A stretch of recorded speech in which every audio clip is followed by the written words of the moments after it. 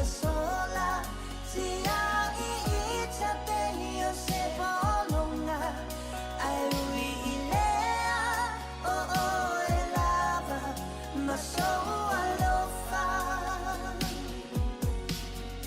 ai ui ilea e lava maso alofa ai ui ilea e lava maso alofa.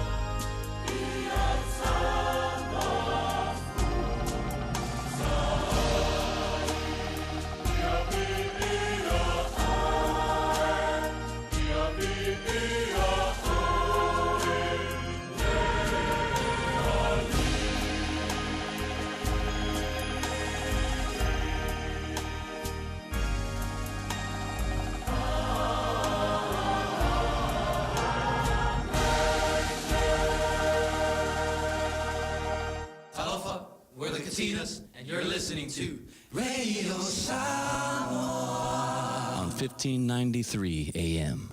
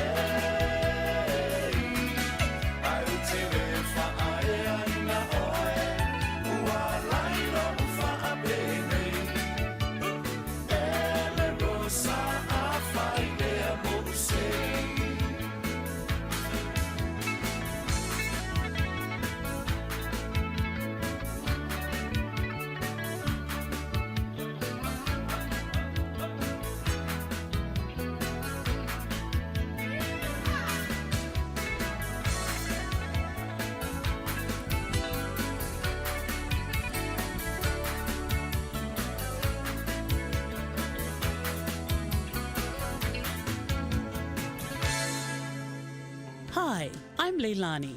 I live with my husband, kids, and my parents. When one of us is sick, I call Healthline. It's a free service where I can talk to a nurse or paramedic for health advice and information about what to do next.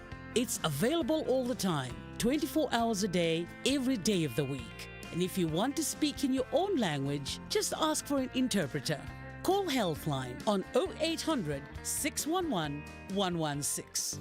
Tala falava Samoa o foi nei o eni ma le tatou whale tā wale la wiloa o le Car for You.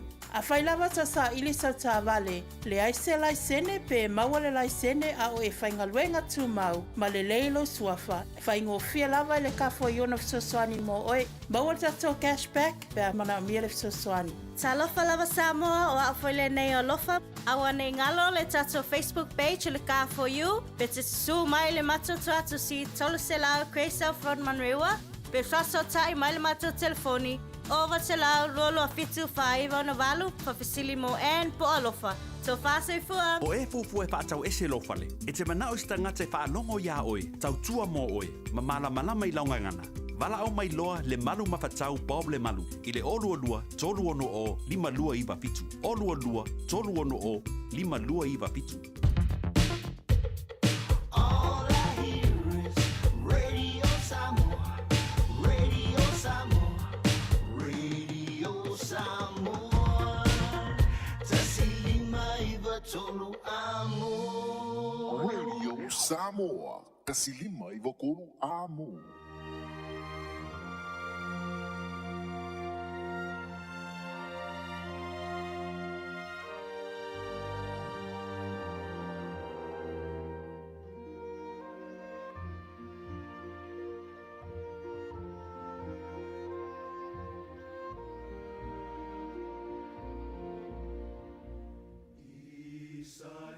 Isa, vulangilah sandi.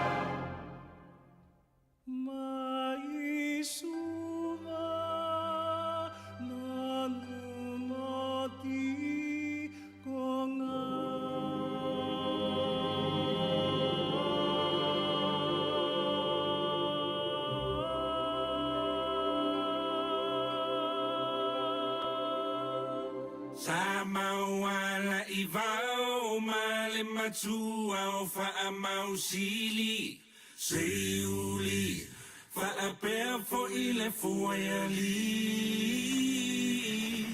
O te pese atu ma whaailoa o awi matangi walau I loa ma po e fitu O le mahota o mali e toa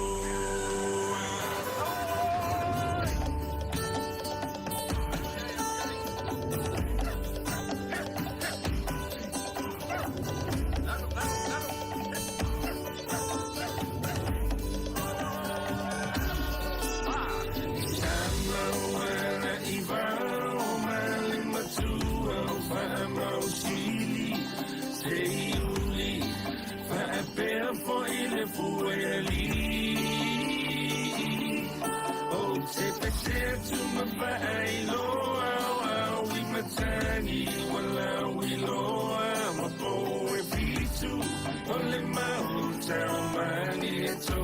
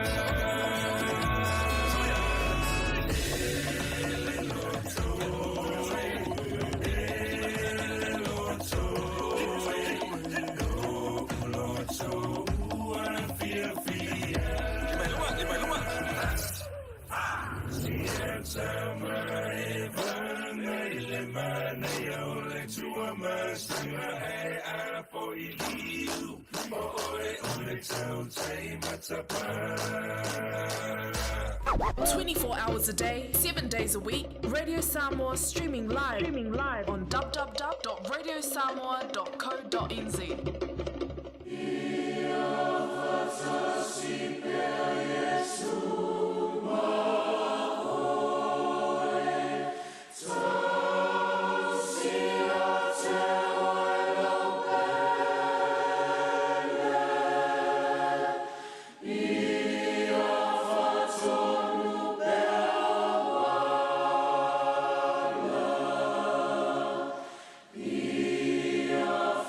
Toss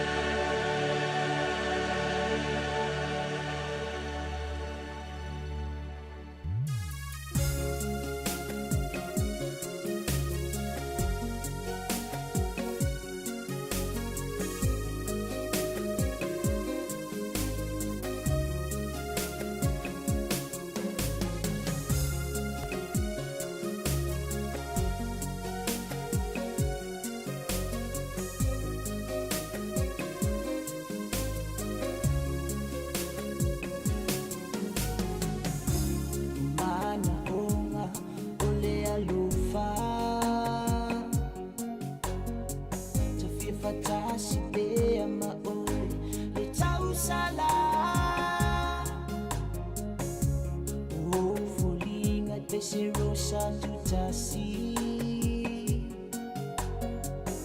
Ewa Salama Maua Matulasi Se Otele Malie Ilotina Ile Tangi A Omafuta Ile Taulanga Femai Oai Ya Olo Umativa Ewa Maima Wai Oe Lala Tama Yeah Fusimai, Fusimai, Fusimai Oe Ewo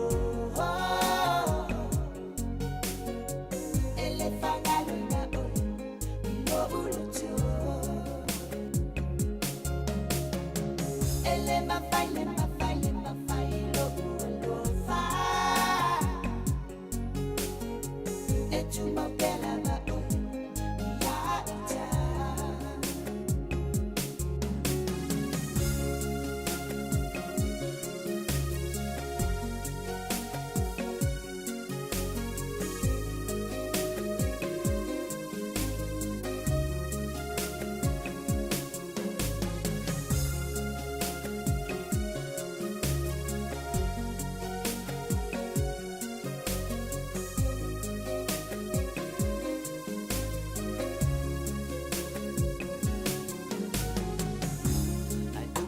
Talo peilo uatua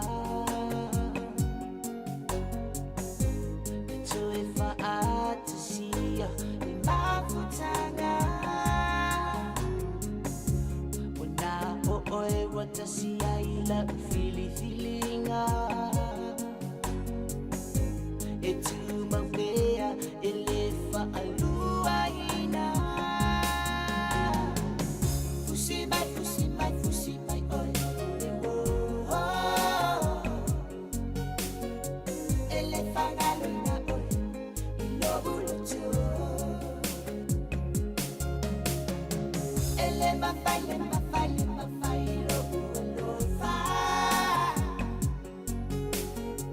Etu Mopela Ma Oe Ya Ita Fusimai Ewo Fusimai, Fusimai, Fusimai Oe Ewo Fusimai Ewo Ele Fangaluna Oe Ilo Uluto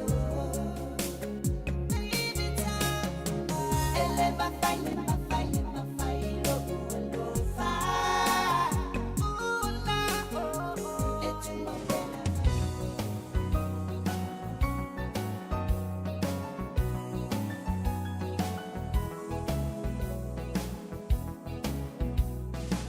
Taleilo a fuafua lau wa umatama O olea le pungai Ua efa apea mai ai O fea lo fa maoni O lea lo fa e tau I le oti Ta lo fa I o manatu O leo wa e tu I alo ufatu E mana tu a le amatanga Ia upu mau I loi mata Na e fai mai e le ai Se unga o la ta mafutanga Wa e ilo nei leo langa Ma ua sui fo I olo uanganga O nei mau mea na o mana o iai Ua lelea uma I le ala Sila sila mai ai ia I nei mea ua o fai O lalo I fole tunga mau o te tau atu Ua o fo I mai ai O umatu o si o uola Fasia ita I faiti o ngā Ae mo oe o te le I faafiti Sa o fai a mea sili sili Ai mo oe o te lei whaafiti o le au ke sau. Ai. Talo fa lava po ia mawulunga o le whaafonga tāpuai. Ia e mai se foi o le sila mai moa. A le mamalu o le atunu upele Samoa i tawha e fio le kelope. Ia mai se foi le rei atunu o New Zealand ua avea mo tātou a inga lona lua. Ua no pia iai ia mahatina e ai ia le a inga o le tangata ia whapena foi lana ngā luenga maana pisinisi. Ia aile umai o le tātou matawha ioi e whai pēr i vai a so uma mataimi uma. O le ai tau malele i o tātou ainga pele o lo whaamuli mai i lau whanua me ele o Samoa. Ta alofa lava mo whalofa i a te oe le reitai a fau. Ua momori mai i ailo tau soifua. Ia, masi malosi fo i o le au na nei. O lea ua tātou toe wheiloa i ai. I lumo le nuu. Ai leo o tua le nuu. Upu masani tātou wheiloa i fo i pu e o manu. Ai leo pu e o mala. Sa toa whawha lea tunu. Ia, malei fua mai le reitai au. Ia sa wha afu i tātou. Ile ie afu o le lofa o le tua. Mori le nei aso, ia, whaapopo i aso le soifua. Ia mase malosi o le au na nei. Sa o wha le lei le tua i lo lofa mo lo wanga le lei. Ma le lofa muti vale o lo tau muli pea. Ia i mātou o lau whanau wanga sala. Kari e lau di ia whapai. Ka ua o ea wanga sala e le i seme la ka ua i fumako. Ka esole. Papo sa maduia ia le nganga e o le tai hao le sulu matango fio le la. Le tau matango fio i au kilani i New Zealand nei. Ia, whapena foi o na manatu o lo whapena o na angale leile atua o whea lava le atunu. Ia, malei tū la male aso o lo e whafoga mai ai. I le whaapoponga. O le polakalabe tuli au pūpe le atunu. I le tele o tausanga yo o mai i le so. Le Tanoa Ava malei a tau o sevea. Le unua i ali i so alo a multalo. Al Harrington tumunu vau la vea. Ia, mo tele nei tausanga. Ai tau muli ai pēr le atunu. Awa e te maua i le sao. E le aima se mea wha pi o e le wakuai. Ia.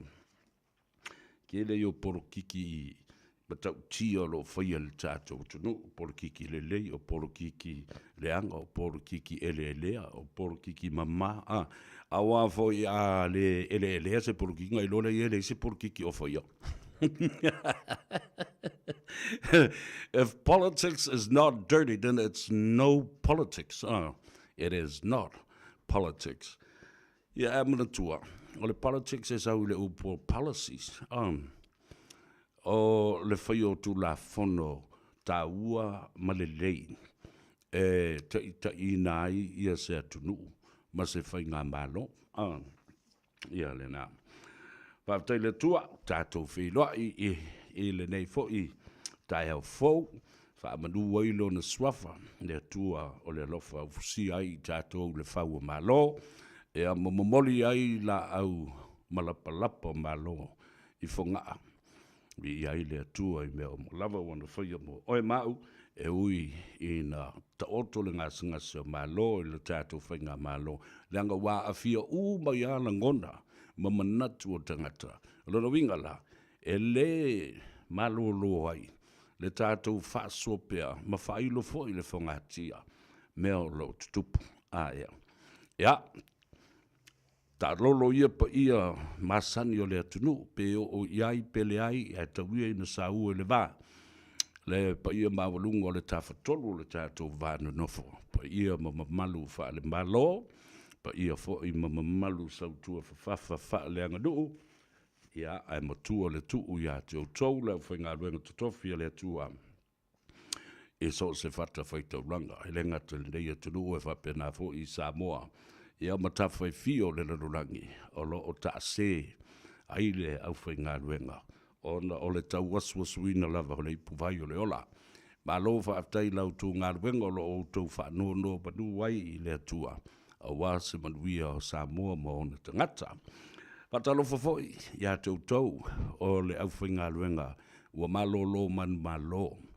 Mai le tele o tau sanga sa u tau aswaswai le puvai o leola moa nganga o tangata, ua malolo mai retire, malolo pensione, ia ele mwhai o na whaangaloina o tau ma o tau whaletua. Ia, mani ngā luenga o lo o tau whaatino foi. E tua ia te o tau le ngā luenga le whaiwhi au fau, musi o na whaletua fau. O le whaanto au mai ia o ao i le tausi nu. Ma le tausi bata ngā luenga. Whawhelo i atu. Whatalofa whapitoa. Tamam tina mātua o le atunu. O tua asinsina po whia lava le maunta malawa. Ia o whale o tangata mātua. Ia he whapena foi. Ia te utou o lo whaatau tulia. E ngase mawhalefo a prusi o tua whanga. E mauta ngase. Whawhelo i atu le i atu o savea i ate utou. Awhea atu fo i e whaafta i atu la utou talo. O lo mwhaio na awhea ai i leo whainga wenga le Radio Samoa. Ia whapena fo i. Le pulenga. Ia mese fo i le nei au unanga ma le nei tautua i lau lava ngana. O a tātou musika, o tātou talafou, o le tātou anganuu. Ia mese fo i. O le fola ina o le upu o le atua. O mawai le avanoa i le tele o le au whainga luenga la tau te momori atu le sāwali whaale nganga. Awa elena o mea ai whaale tino e o laile tangata. Ai kawanga isinga o whasi mea ai. Ke ua mole lau mga. Ke le mea o lo mole o le mga vai le ai se upu o le atua whaale nganga. Ia koe mole a koe mga vai le ai se mea ai. Whaale tino. Ia o le au ngā lale mea. Atalo whapito e lunga le tātou api e fōlinga. Pa anga tō tino. Ale se ufonga o Samoa. E me se le por kalambia le atau savea. O le ngā ngai fō whaiva o le atunu u mai le azonga fua se yo o le asa wharile ana nafi. Ia whapena fō ima le tātou Tanoa Ava i aso toa nai. Lalo, whaftai i a te utou. Ia nalo tangwa o omi le tātou like button, press, love it, and then share our program. Ia ele anta vole na, o te vifi tele whaitau. Ia o tau komeni, ia ma o tau fo i mawhu whaunga. O le tō whātatala, ia ma le moe sa ili, i le tō tele o le au tusi. Ia e mānei i le whaitau, ai whaitau tu fo i inisi o komeni o sauai, ia mea upusa. Le au pala au vale ma le au wafoi. Au tau ai maa. Ia le aia se me le angai. Na paule me olo olo ai. Pe te lafi mai tua le fake page. Ia e tu o ise atau se me ola voile le ilau. Ilunga lau komeni. Ona i loa fo ila ia le o le ngangana le maili po le ngangana le pua. O le ngangana. So ke fi wala ke afu le ke sola. Ma le tusia sa o mailo suafa. Awa i loa i lo va. Ma le kua i ngā whaleka ngaka. Le ke iai. Ai no fo ala ia lea. A ua aila wanga sala, ua tau tonua upo ale a tau savea i lau mua lumau mata. Tu sala pe tele whaari lia mai, lau tangata. Ai te nofa oi mai mawhawha oi maua kongua ui. Ia, whatalofa tuai ia te utau lunga foi o le tātou Facebook page. Alo le on sai whaftai foi le whatotoa, ua utau whafonga masila. Ia ma whaalongo i whaatalanoanga o mea lo tutupu mai lo tātou o tunu. Ia labu papale. E whaalongo kula o le oso lo fia palau vale le la whai. Ai te musu e whaise me wapena. Ia ngai malo lola ia ngā lo maka. Ngā lo mata mai whaalongo. Ia tu au komeni a wai sau au komeni. Ia e matua manongi leanga. Ia lena. Whatalofa i tuila manua.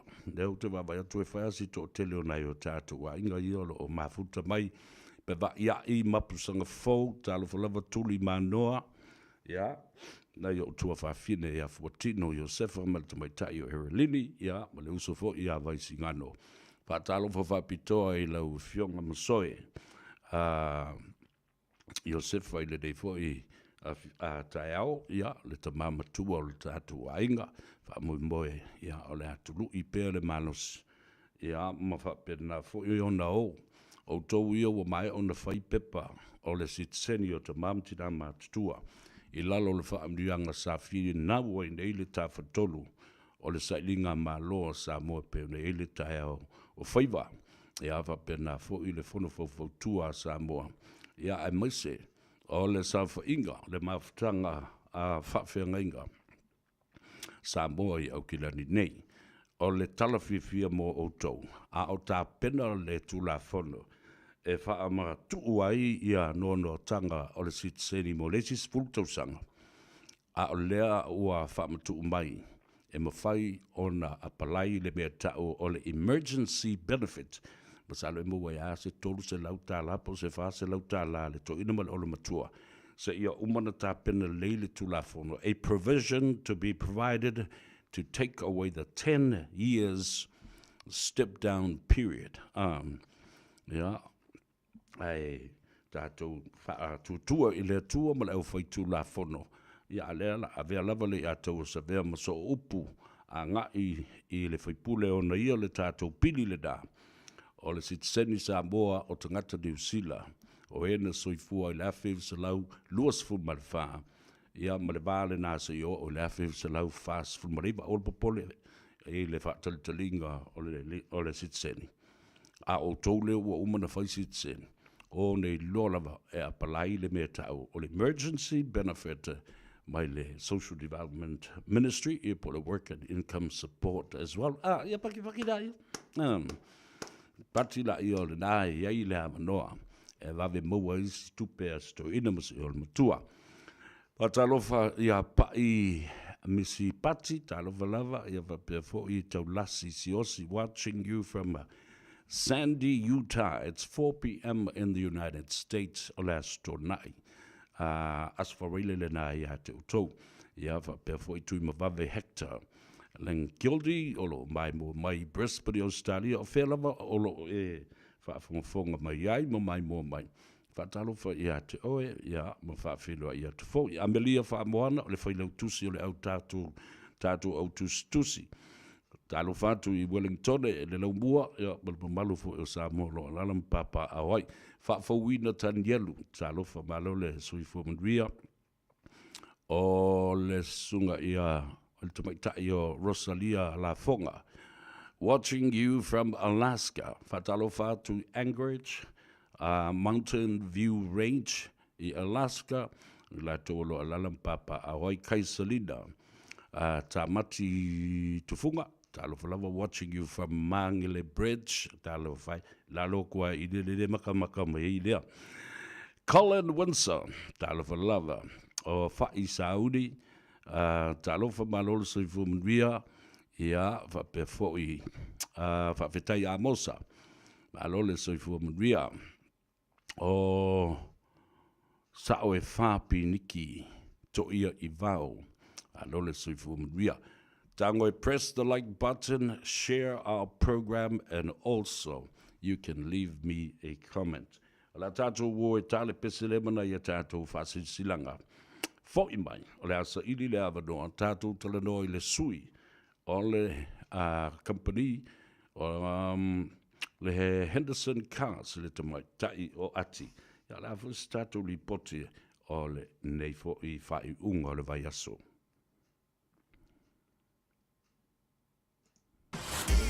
Radio Samoa. Taslima Ivatolu. Amo.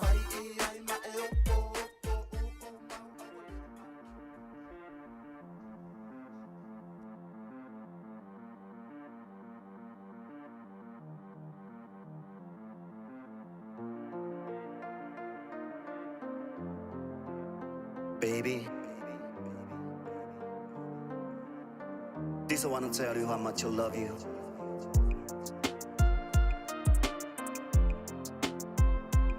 Baby, please forgive me.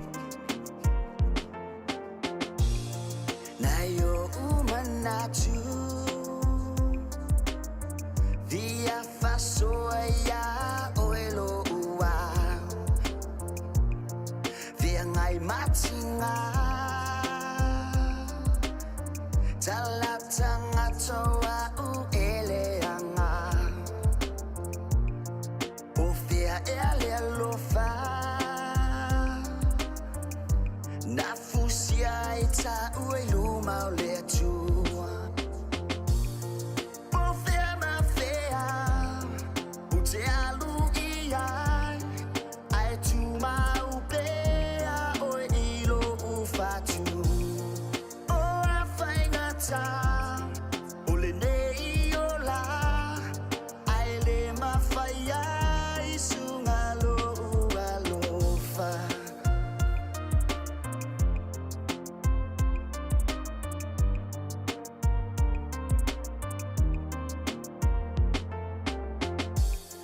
Le maua se moe, le manongi foi se mea e ai. Saliloi manatu, o le ale o se mea iau. Ai ui i lea, ia manu ia pea lo o langa. Po fea ma fea, o te alu ia, atu mau pea o ilo u fatu.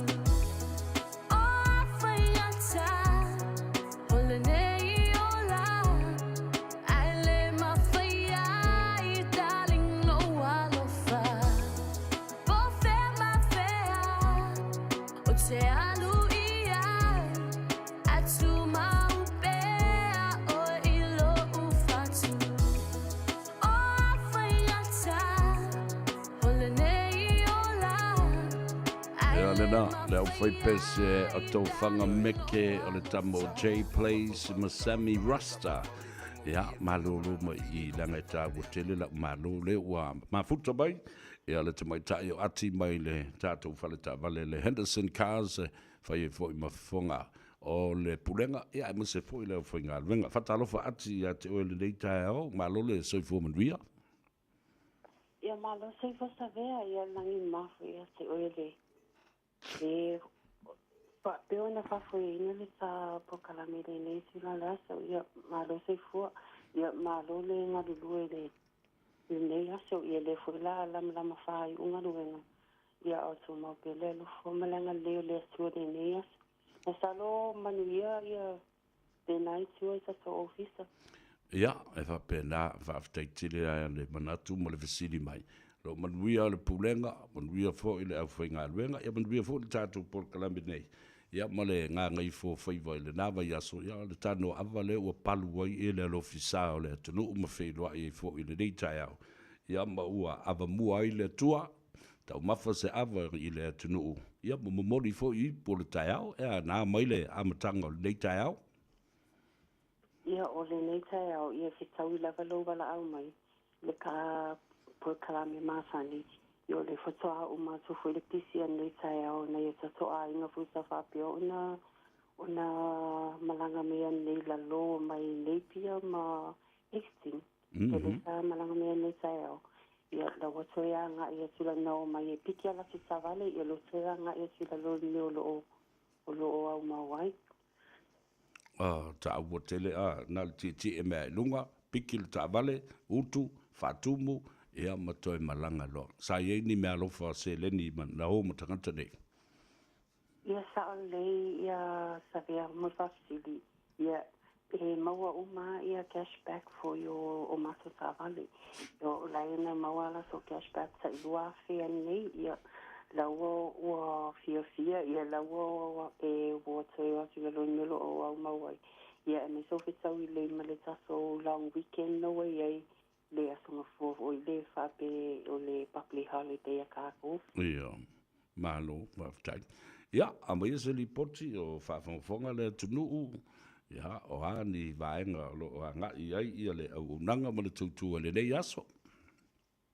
Ia o se ripote atu I le tatou whaitawale. Ia o le pisi masani lava le Henderson kasi aso o malava. Ia le malo la tunolo whapea o na fio mai I le mato ofisa ia apalai ala tu tavale ia pela o nei le tai au pina whaatino ina ia le tūlanga leo le piki e o tavale le malo le tunu o lo malanga mai la lo ia o le ala whaatali ia tato aina lunga nei o kilani ia o le piki ala tu tavale nei leo uli se taimi po le afo le tasi ia le whaatali tato aina lunga nei e whaamuli lava tātou lunga nei o no le e lata mai I tato ofisa. Ia le awe whaamua I nei tato anga le malanga mau me la lo. Ia o ma o temi nei o le whaasolo lava ia whatino ino application I le ofisa. Ia o le whauma ia application for le malo le tunu sa whapea ona whaso ai mea ne tai au. Ia o ana po le na sen mai fo le telephone application ia o le le e fa uma I le aso nei ai le tapunia se so fa vale ia o le tama fai e large nei te tonu ia aso nga fua ma le tali awa le tala ia finance la sa tai au ia o sulanga na lo fa pe ona fa tino nei le au fenga venga le terminate ia o vaenga tolu le no silafia le malo la tunu famo mo savia e famanato tu lava ia le tulanga le le benefiti ia ma le pensiona ma le cashos o vaenga i tolu e se tau o le tele lava le malo la tunu o lo fapio ona le mala mo tulanga le ia o le tele lava la to taimi le e o mai I le ofisa ia o le e whapea lava lato e mawhai una apalai lalo lava o lato ia lato sa vale ai le ai le mawhai e tau una ia le sangata full time ia e sau e support low application a o e lava e alu lava I lalo lo suafa ia le sa vale o tulanga e logo taua e se le taua ia ona sila fia le malo la tunu e tele I anga I mai I le ofisa mo sa palai ia o vai na tawana o whailoa tuwha mo sa vele malu la sunu ia whaatase ma maso ta avali fōwia lua whelua lima ia whailoa tele malu la sunu ia lo wai ia maso SUV lua whelua lima ia e se fo I fō linga le maso SUV lea e vai fo isi e tele fo I ona features ese ia ese mai le maso SUV lua whelua wha le whape o na fia le apalai me le toa tele le malo la tunu. Le mato SUV le fitunu fo. Ia e se fo la features o le mato SUV le lua whelua lima. Ia se taimi o na tu atu le o asa I lunga. Ia o na po ai fo I leo o se le malo la tunu o e fia apalai me masa avale fo ia. Ia o tulanga umana o ta o asu moltali potile nei aso savea. Alo, whaafitai tere lava, manino le leile mato le vai, ma le whaafonga fo ia le atunu, I vaenga ese pe ona e tala. Ia, au mai o le tā telefoni, ma le tuatusi, tā whaabawai ai. Ia, o le maso tuatusi, au ane ingalo ai fia mai I le maso ofisa, ia o lo I le maso address, o le tasi wa wha, Cavendish Drive, I papatoi tuen manukau, ia o le ai I ma le Mahindra, ia po ai lava le o le telo le malo le tunu ule fui whapea ona e le iloa le address o le Mahindra lava o le I amaso I le Henderson cars le tasi wa wha Cavendish Drive ia ma le maso numero telefoni o le o bau se lau fitasasi ke sili mai mo ati ia ma le maso Facebook page Henderson cars ia e te mele mai ai le maso messenger e talia tu lava oi mai le iwa le tai au se ia pa ia sutasi po ia le o ta numero na telefoni ia mta Facebook ia whaapele maso address e mo le malo la tunu e whaapea o na fia apalai se tāwale ia mo le whalo lava whasai lava sa vea mo avanoa Ia. Ia tele lava le public holiday. Ma fai ngā malolonga o le aso malolo. Ia tu mau bele le whamilanga leo le tu ia tātou. Ia, malo whaaftai sao noa i lau sunga le tamai tai, ia, ma le tali poti fo i le aso, ia, tātou whelo i pēr. Manuila sa pati e taeo, ia, ma le aso malolo o le Auckland Anniversary Day le aso ngafua, ai whaasui fua ia, mo le temi nei. Ia whaasui fua sa rea, manuia le aso alo whaatu. Alo whaatu fo i whaaftai. Le na, o le ua toe tolu minute tale i tū lai, tasi le tautua mo oe. Le ataua muritalo sa vea, ia ma le Tanoa Ava i le aso tōnai. E te mauai le sao. Whatalo whailunga le apia fōlinga. O Ravina Matautia, watching you from Melbourne, le atou sa vea. Whapena fo i Mona Matautia. Watching you from Kiora Land, ia, le na. Inosia Fatumiti. O mātou o lo o mata atu matapua i atu Palmdale, California. Ia whapena fo i le fionga ia fuatino, ia po le fionga fo i ato ngia. Tofi lau lea o ngā upu tō muli. Tālo whalava tina, whapemelo manuia oe pa i mispati, ia whapea fo i whapulea i Elizabeth Firo, o Perina Pritchard, tālo whalava, o Luma Pauli, ia whapea fo i Lena Taula Papa, ma Tom Lewis Tiufea. Patalo fatu e vai foi ele levana matal tato por kalame. O le fatu atasi le tula au auto sisila to silia le tasi le afe tolu se lau iva sfun mare iva tangata. A lo o mai mo mai. Le aso na fi le toi po se li lo le fa fonga le tunu. O va tu se lau afe tangata na mai mo le tato por kalame.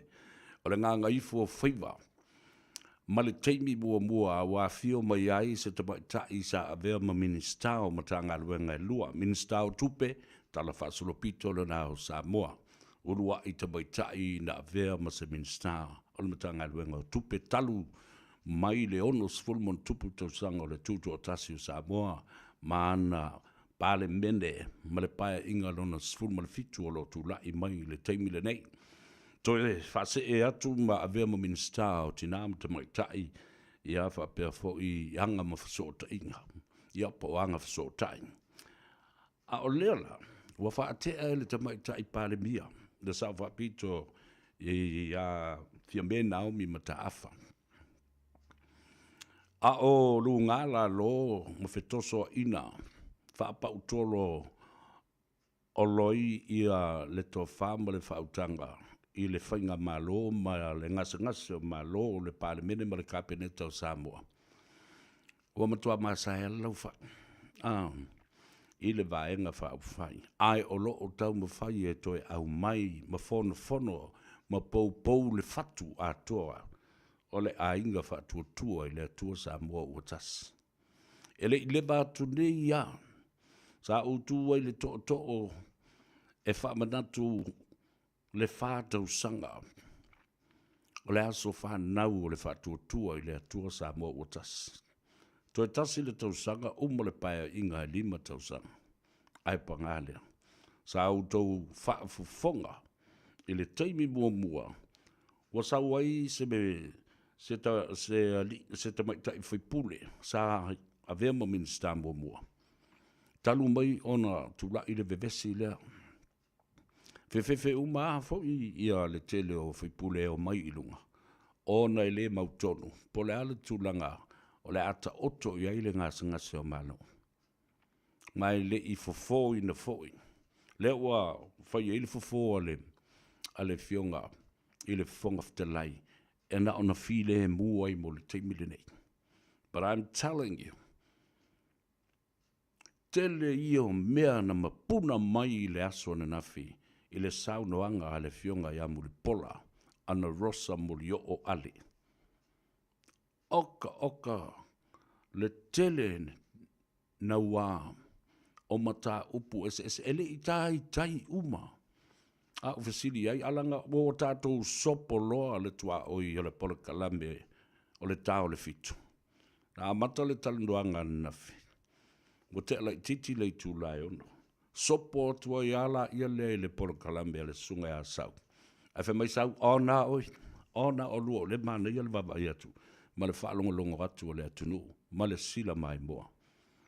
Au tau tanga i masira sila i ai. I fōlinga la li lei o le tamaita i whaipule. Ma le tofi o le tu malo. O nganga i malae ma sale mulianga. O le matua i toa le lei. Sa fio mai fo i lunga le polkalame. E sau e lava tapena. A le tele i o fesili ma mata au pulsa o fia. Fesili ngi haele i uma. Manatua la. O le vaenga lona lua. Le ala a fa moi moi i hei lea so lua o le vaea so lea. A wau le foi uma na tatala atu ma le avanoa i le fionga tamaita i pāre mia. E tali mai ai e tusa mamata upu na ma fa soa i ai ma le fionga le tamaita i whaipule i le aso nafi. Talusia la. Se aso le vaea se fau. Tali e ina le mana onga ma le tangi e le pumate. Ale au whainga luenga maa undei ale si ufongo Samoa. Po le nganga i fofo i o whaiva. Ia po o le Tanoa Ava fo i te mawai ma le sao i lewa yasu. Tātou sa ili ava noa pēr. Patalo fatu le tai au fau le sunga i le fatonu o le tātou. Po le kalambe o longo longo pui ali i ai fo i California le stete. Ia maisi atu nu o le lalolangi o ia i le fasoa. Ale por kalambe le nao. Tai au fau o Samoa le sunga atu le epa. Li o a po tu le epa whaftai li o sua. Talo whatu so. Malo le tāpuai mai. I le tātou ngā ruenga. Tau soa to tele. Whapena foi o na whatalo whatu ia uputoa. Turlem. Malo le suifu mruia. Whaftai le tai au fau. Ia male au nanga fo i o lo whatino. Awa o le mta upu ia. Tau na tātou tū whatasi ai. Ina ia longo le atunu. O le atunu u e whaia le whai unga. O le au tū lao le launga. E maua mai. I le sona e tele ma mea sa. O ia i le whaasoa i le aso nafi. I le whaatale noa ina lea. O le tamaita i whaipule. Lea sa a vea ma ministau tupe.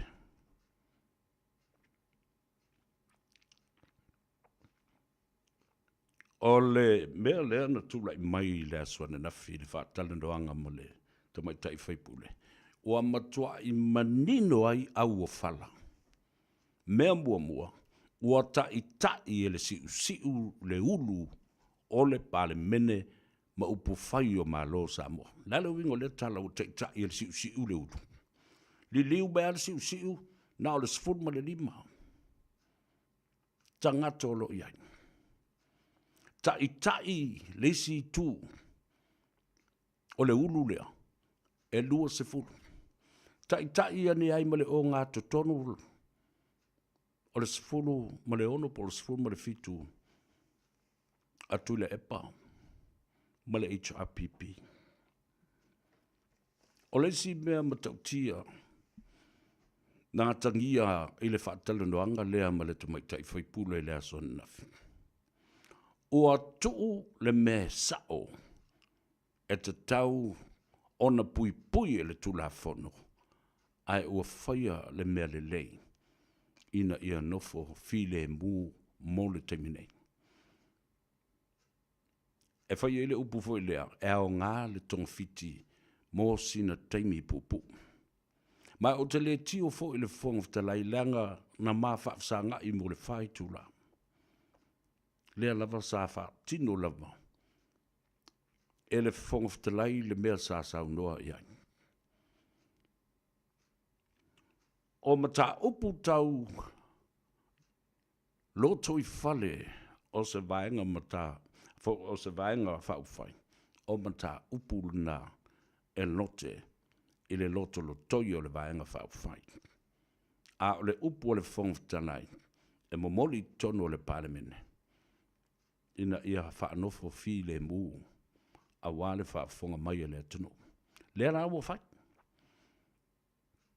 A o isi vaenga e tau mai ai, i le tongwhiti, ma le tau mawhai, ina ia whaafi le mu, ma maua se vai fo mori te minei. So it is a sudden fix. Nea la o tātou iei le teimile nei. Ai ua mauti no ai foi. E leo mau popo ma mau tū le lei le whainga ma no e te tauna ta oto ia. Leo was o le siu siu lea, leo sau, te ta ilo. Ma tū i le ulu o whainga mea. O maua mai le au tū o manatu ma launga. E fatu ma pou ai soufina ngalo. Ina e matuai manino ma mala malamba. O le ala le tali o mea ia. O le tali o mea ia. O le tatau o na whaase e tua ngalu ia le fionga. I le sunga lauri al mali atua. Lewa umana saunua. Nga te talia ina le mata upulea. O te leo whātu e whaase e tua ngalu ese mani. Tatau na lātou se e loa I leisi stepu ma leisi fola mawalunga. Awe le mata upu le whaamsinonga. E whaamatala ma whaawinga mai e le whaamsinonga mawalunga. Le winga moni o le vaenga se lau fast full ma le tasi o le whaavae ma le Electoral Act. Tua manino lātou.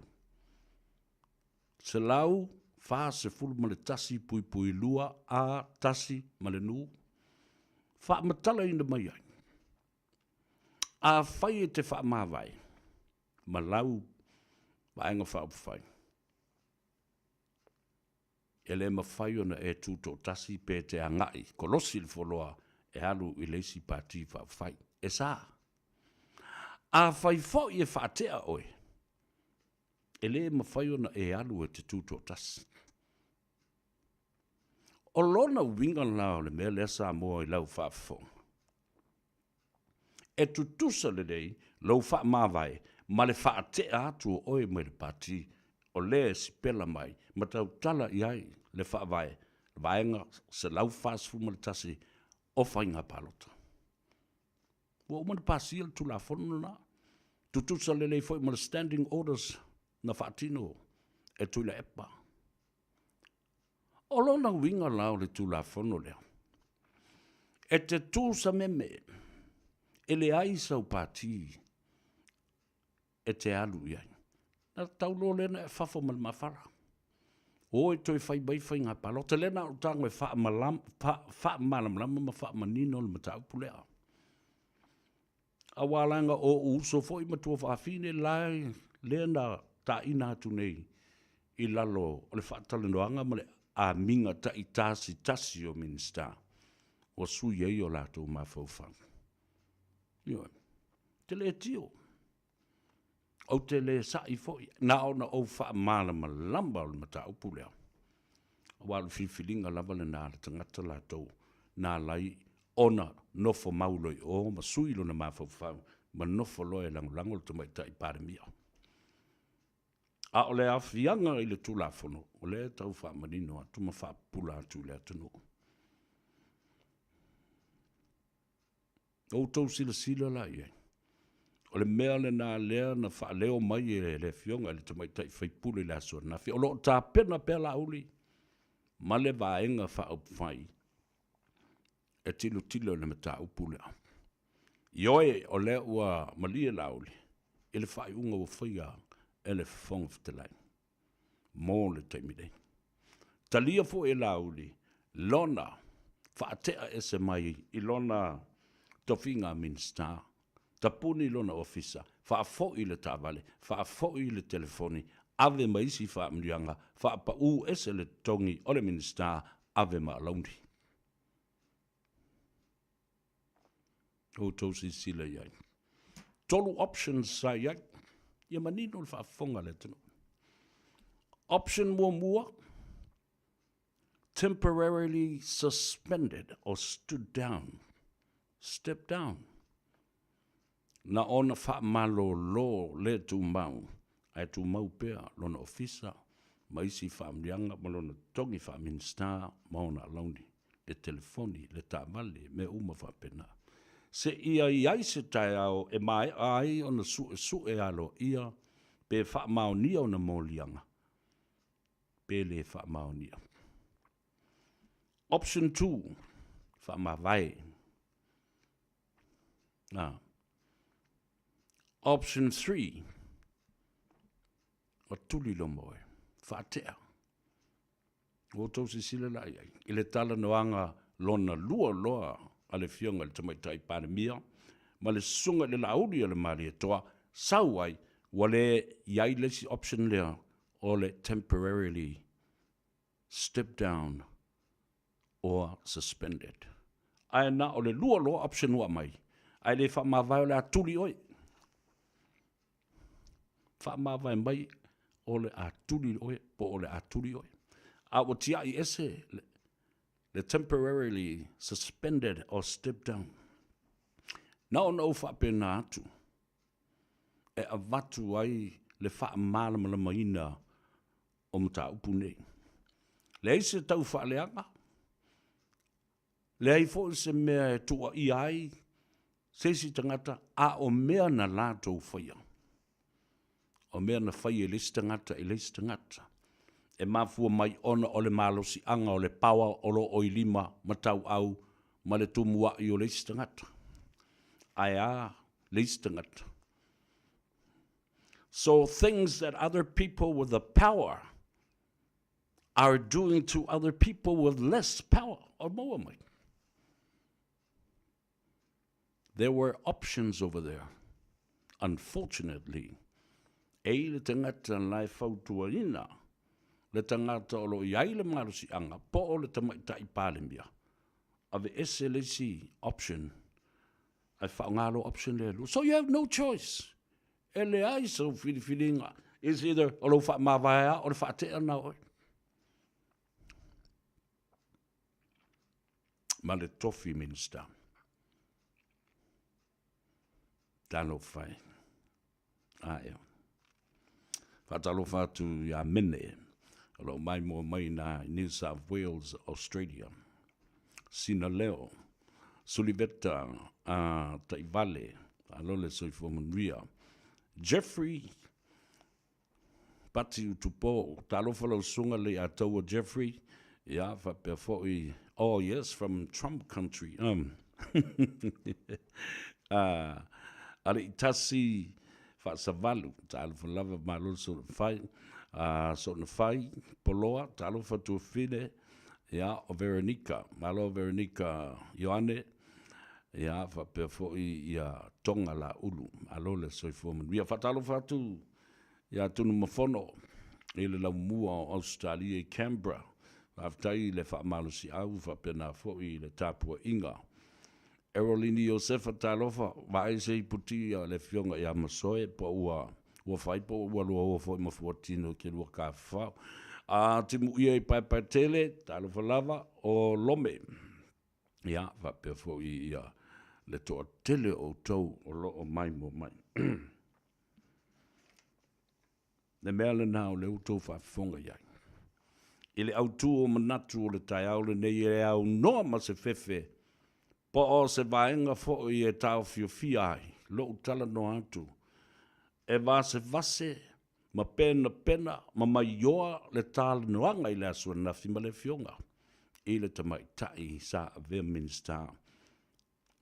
Le sunga ia mulipola, ana rosa murio. Ua pule le siu I le ulu, o le whainga maloa Samoa. Ua tuu le mea sao, ai fai le mea lelei. O se fofo ua na o sina teimi nei ai le umi. O le mea moni, o le mea le na le fo ina sao noa iai le fionga le fongftalai. E mawhai o na utou lu I tauina masa ili se tali o le mea le nei I tua atu o le pale mene o Samoa, meaning you can actually take this issue to the court. O ai la na au mai la vai le fionga li fongftalai. A o la u pale mene. E lo te ai mata upu o le pale mene, ma ngā luenga o le pale mene, ma le fono. So, There you go, ladies and gentlemen. Lena. I love city mai ia so na fai pe qualify le kangaka lae ngongo for overseas small emergency benefit. Yes, pe a fai ua omo na fai le lato sitsen. Yo, ai ai se me mo wai se lato tupe o. Yeah, na o nei mo wai le o New Zealand le tato te iai. Le office New Zealand fai ona e anga iai. Yo, ele mfai ona pe mo I fo sa emergency benefit I America po Hawaii po Samoa langele o yaini officer o the work and income support ia ina po social welfare na o ine New Zealand po manino mai malama solfai yo fatalo fatu ya fuamatu etuale fuamatu alole so fomria tu samau mai mo mai matapu mai I Melponi Australia. Please share our program. Tufal tato proclame. Ina ia manino mamana malama Samoa. Lena. Ole mea tonu wane na. Awa o I. E maua ile taunu unga. O fai unga ne lua. Mua. Tato o le wha msinonga. E maua le sa o maleami o tonu. O le tulafono le na tasi fatasi. Lua, ta lepe loa, ma fata ape le pale mene, ai toi o e whaile whainga palota. Wa vai whai unga ia na maua mai le mata upule. Tolu, sila ile au wala na whai ai whatalanoanga, ina ua a ame tai tasi. Minister, e whaafsa ngai ma le fionga te mai tai paramia. O leo fo I nātu. Po le tu I nātu fo I oni taui, e tawala tu I tofi minister, o ta vale, si I tanga o tutongi, alauni, telefoni, maisi mea umana. Mata ua le suiai. Lea lava na sao noa ia ile fionga te mai tai paramia. There are deals, and these are the deals. These were the deals she was speaking about. Nono winga fōringa mai Samoa mua I loa le paramia.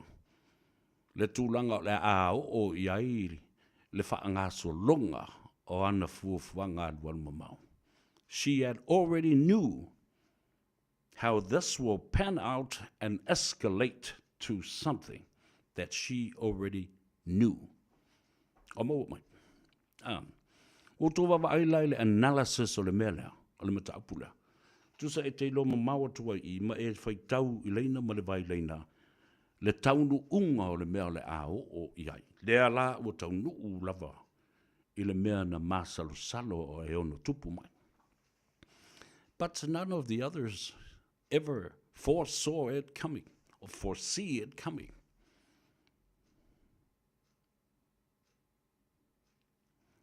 Lena. Ele mawhaila wa leo ta ua nei. Ele to alua se fulu mon tupu na saini le tusi nei. Tofu la to malakopi. Whai tau uma I mai le leina ma le vai leina se I o. Ele whai unga na tau nu o iahi. O le awhatea. Te mai tai panami. Malisi vaenga. E to ono. Ona ua solia. Vaenga. E apo ma pui ai. Le whawhale tui me le vaenga. Whawhai o le whatutua I le atua Samoa o tas. A lela na saunoa le fionga le te mai tai. Whaipule. I le po ana po. An vai le whaingo fi. Na o tangwa watu le scenario lea. I le vai aso na si ma vai atu nei. O mea nei o le atu. O mea nei ma fesili nei. O le a fesili ai le tamai tai panemia. O tū mau pea. Lau lango ino au. Pe ua e le toi whatu tua ina. Tasi ale tali. Ioe. Au te lango ina ma whātua ina ai. I lau te inga. Ale ai, le ai. Ua o matua I le langulanguina, matoi whaatuatuina oe. E a vea o se te tai. Tosi sila lai scenarios na. Ia e lua fo Itali.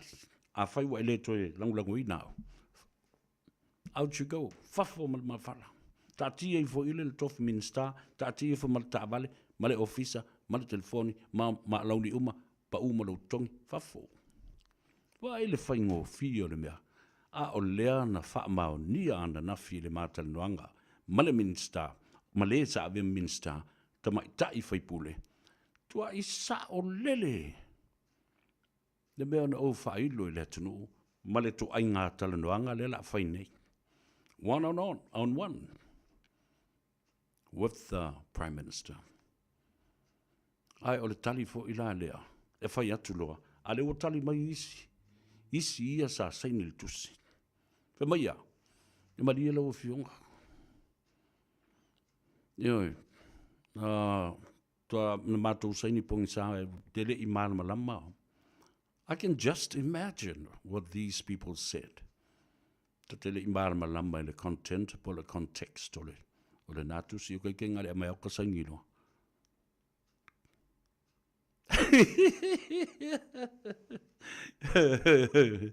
O feni mea. We sangi pongi sa. Mo I ini o matama sang.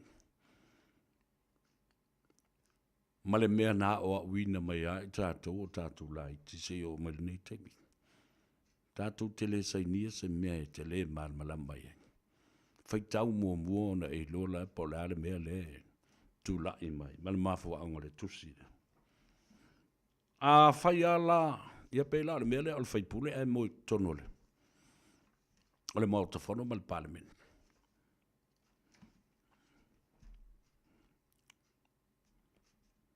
O le lafo fatu wa fina ngalo malidie uma iai le mau tafono ma le palemene. Ina ia whaatea siaki la fai mai le mauta. Oe fina ngalo mali e sao no mele yo. Yo ale lo o ia le la whaatea. Awa e moe ake I folo ilunga. O lai pongisa. E ala o whaalongo e li. Tauru mango le fono mo ai le la whakea. Ale wako I o e asiaki la fai. I o e whakea nga yo. Ma le lopo le albele la.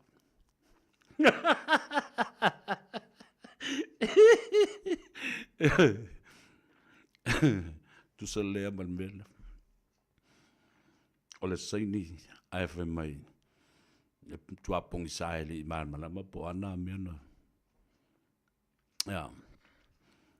Oi ua fefe. Oi ua tata vale lona fatu.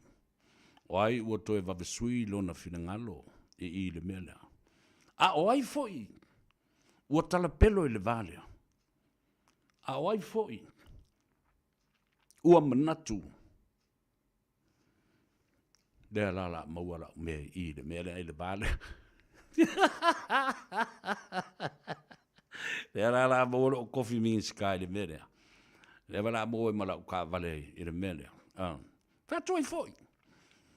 You know, putting myself in the shoes of these people. They are also my brothers and sisters. Oh, also, nai tō sila fia umele atunu.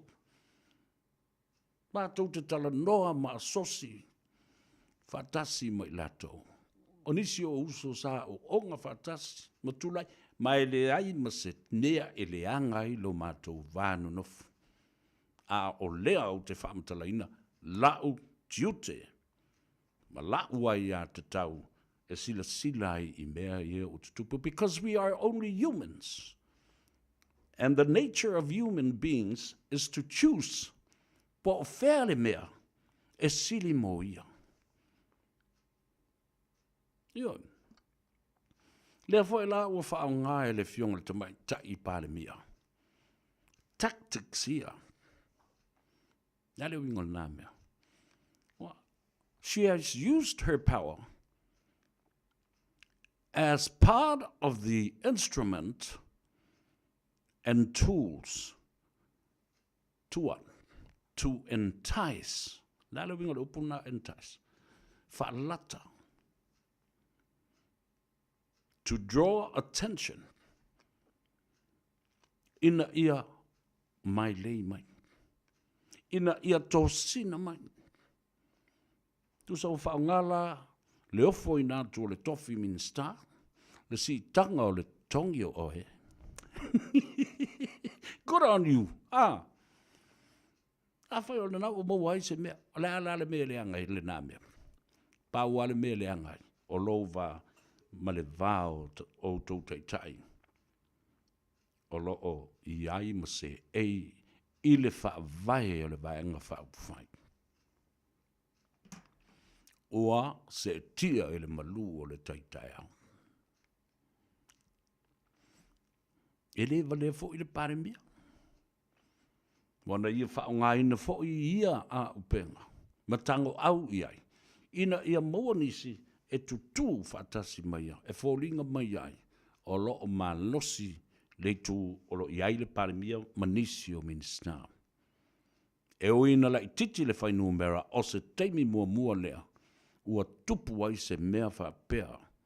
I to tonu o lea tunu o Samoa. A o le ale mai mua mai e isi atunu e ofo. How a minority government has governed and ruled the parliament of Samoa. What are precedents to be set? What will the future generations say about this? What about New Zealand government and parliament? Ana tupu se mea whapeo se minority government wa leva ona whātū le lafo of the vote of no confidence. Wa leva na solo ia le. Ele ko wana ia le whainga mālo whapena i New Zealand, whapena i Australia. But what happened? It only happened in Samunda. Parliament of Samunda. Hele me la lawhai. Au te matua i whaanoa noa. Awa o le a whai maulanga le pāle mene o Samoa. Upu sa sa o upuna. Upu sa sa o upuna. Because no history of any parliament has ever had a minority government to rule the majority of parliament. Yeah. Awa o lesi scenario sa tau na tupu la solea. Tasi le scenario sa tau na tupu sa matal no foi mfasoin. Ma le fionga de fonftelai en sa no fonftelai. Ele tau tupu. E mana o fa file mu le parlement. A wale tapu inga Samoa ma fa minoi ngā luenga e te tau ma o ngā mutangata. O le scenario le no fa mtala. Fa te atuloi i. Le to ono lea. Tu la i mao e whaia la tu whainga palonta. Pe ofo i awele mata upul whamsinonga. Ai minoi loa e whatonu le ao le malo e fio mai o lea ua maua le whainu mera e lua sifuruma le lua e whauai le malo. O lona winga, o seisi au le vaenga leo la auli e ono a vea ma pale mia, wala au le au le malo e whaatau tō le malo fau i le tau le lua po le tolu a wao le tai au e whailoa i ai, whailo ma le ruling a le fionga i le fonga lai. Malanga ese, fia mea mai latou o e awe le mata upul whaamsinonga, ai wala au le au le malo, e fio mai, e whaatau tō la auli o le pale mia fau. Mana min star o le a tuu inatu I luma o le fionga le fonga. That was another scenario that could have happened on that day. You know. O le upu moni lava le upu le na. No mawhai no whaamtalatu. Awai le mawhai na o fio me. E whao ngā mai le sifuruma le valu, po le sifuruma le fitu foi, po le sifuruma le ono tu le epa. Awa foi o le la kolosi el foloi. Ai le ai foi se tu la fono I tono le palemene Ma le whaavai o le atunu, e ma whai e o na whaia se whai ngā ma lo so o whaatas. So you are listening, Samoa, to exactly the scenarios that would have happened on that day, pe ana whapea e talia le whongwhtelai. Le whaawinga ina. Le ala ua alo le whongwhtelai. Ave la le mata upule na i whafo atu o le palemene, ai whaila upule le so. Na ia while mu le atunu. A leo te whai atua. Whaftai le whongwhtelai. A le mea moni lama. Tauna toe sila ma toe tanga i le mata upulea. Lea la o sao noa i ai le fionga le tamaitai. Whai pule le aso na fi. Wa ta pena la uli ma le lato vaenga. I lesi stepu. Lea lesi stepu. Whamsinonga. Ave tau mai e le whamsinonga. Le whai ungo le se lau whatas.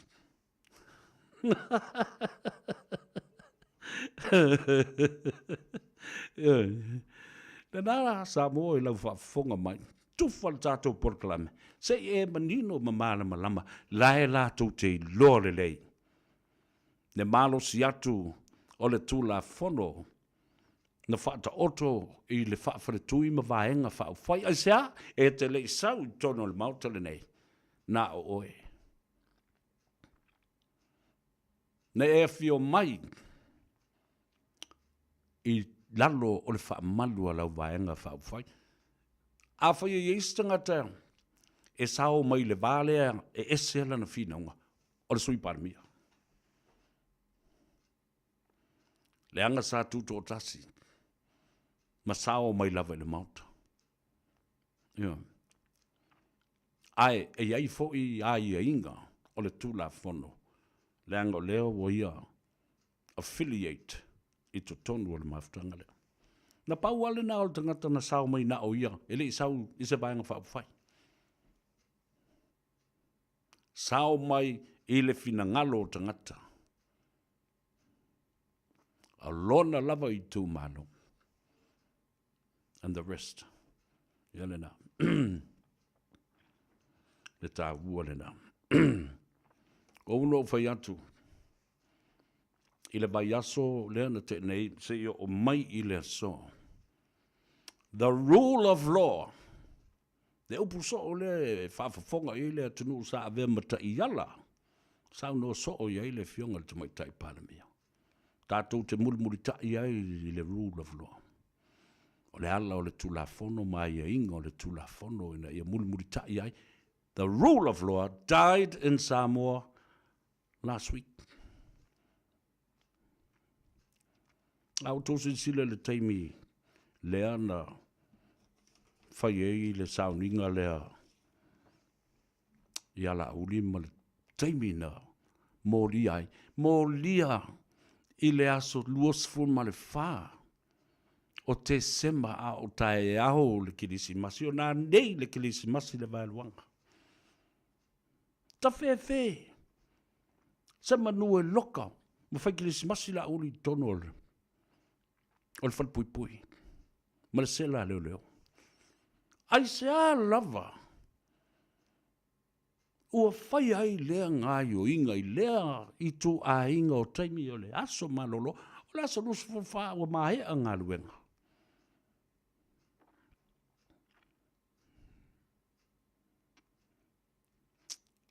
O nei tau te malolo ai a whaso. Ao nā nei tātou te pepese ai. E wha manatu le toi whanau mai o le alo pele. O le mesia o le whaola. O le kewiso. O le tamai mā moe. O le loto whamangalo. Can you see the timing of these movements and these actions? Who would have the right frame of mind to do such and maneuver this? Ang walanga lang ngala nonga lang ngono tangata. Pato tilo at the time frame. O ai lava wana fau pea ina ia tupu le nei mea. A o le tātou te tālia. Le pepe fau malona whanau mai. How evil is that? to conspire to do such a thing at a time when the whole world is waiting to commemorate and celebrate the birth of Jesus Christ, the Messiah. Ia tali o ia.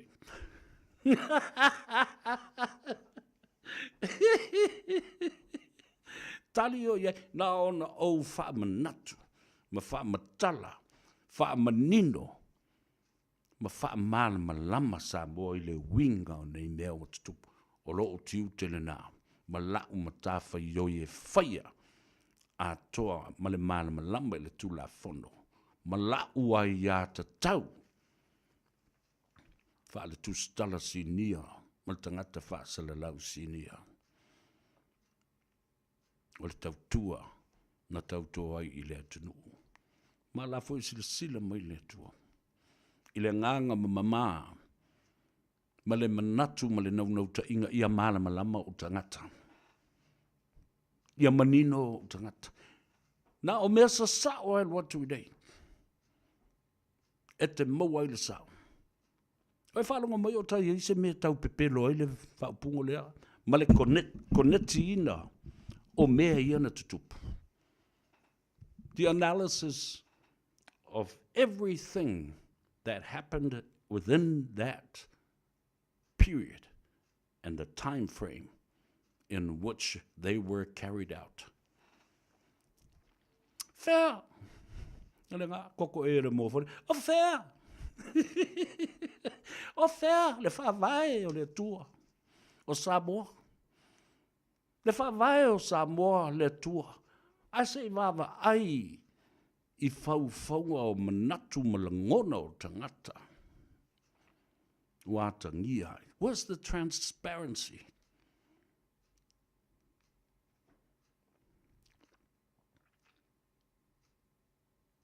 E matautia. Aia. E matautia. O le tala la le nā. The rule of law died in Samoa from the 21st of December. 21st of December, 2024. Na otia i nā, ma whale la wasi ai, o ia.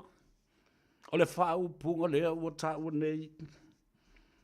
O le ala, o le tūla whono e muli ta i ai. Ma usi ta i ai. Na oti ai lea o ia. Ai si i mai, a inga, Paulo, ma wō, ma e masani. What a laughing matter and a laughing stock about this. Ai au ngā fwoi lau ata, a waine e a ki nguma kūro whewhe. Ai aka e fwoi ma oi. Me kango whape mai oli ma, yeah, paki. At least you get to understand all of this.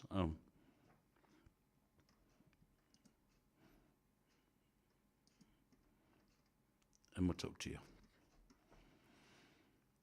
O le vai aso fwoi nā. Na whale la wasi ai. Ma mapu ana i lona tuunga mau. Ma lona ori sanga e wha wau pia. Lea ua tā ua nei.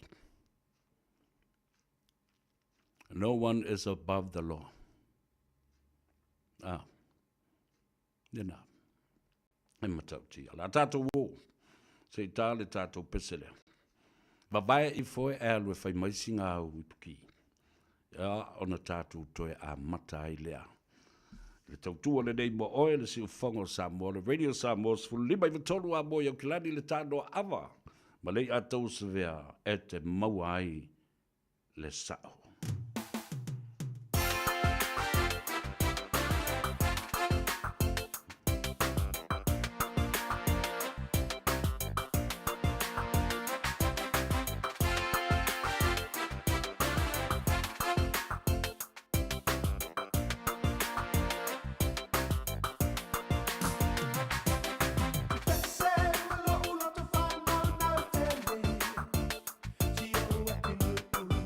Leo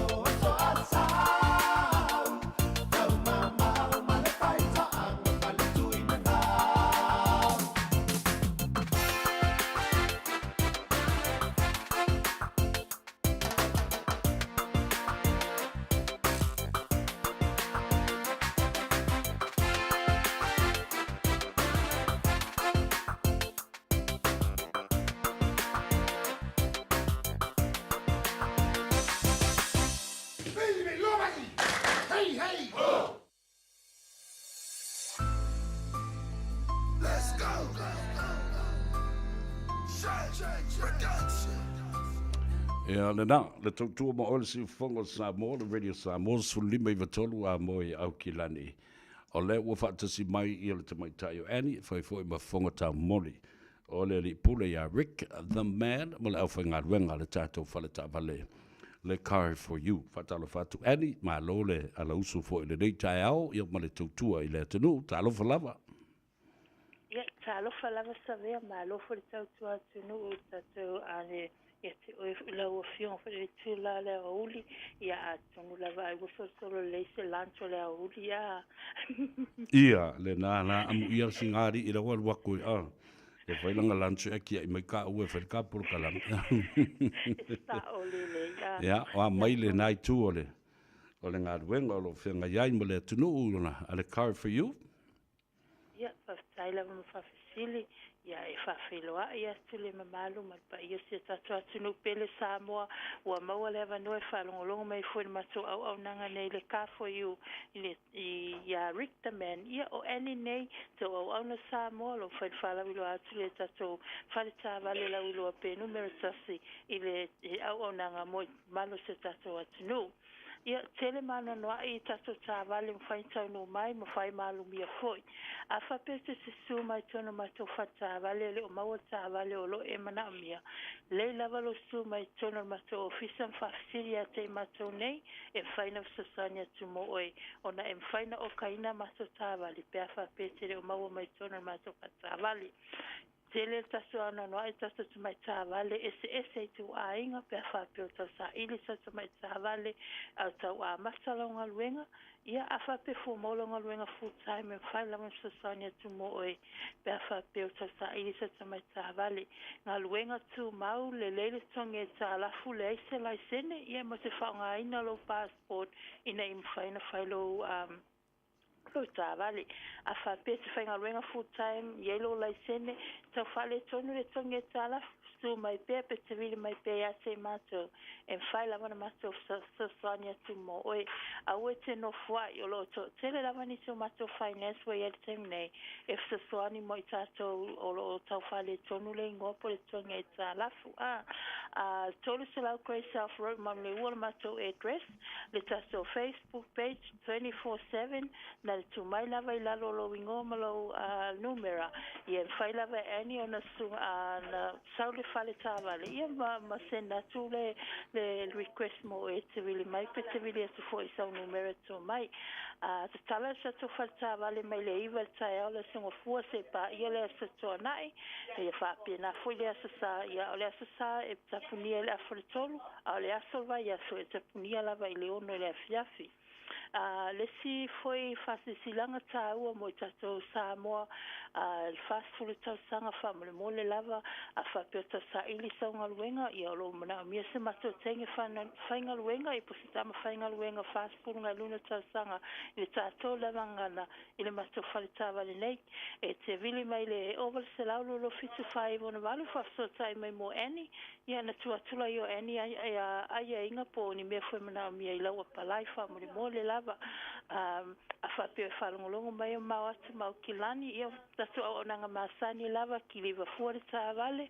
ia pete suma e piki lau ka vale pea whapea e te fia palai Facebook page 24/7 mo o tau e whai tu mai lau nuam lau numera o te vile tuai mo e sekia puto whamna misa wa palai awa se no fwai to tolu sa mo lo fa ma to fa ngal wenga terminate fa siri mai mo I mato I name fa sani ta to la vangana I pe fa pe tau mana mi sa wa palai fa ia mai ya animal ka for you manu ia tele lava to fufuanga manu ia for le long weekend ia to fa so fua Whaftai edi, ia whasoi fua ia, maruia sa pati le so tai au, ma le so malo loi le so ngafua.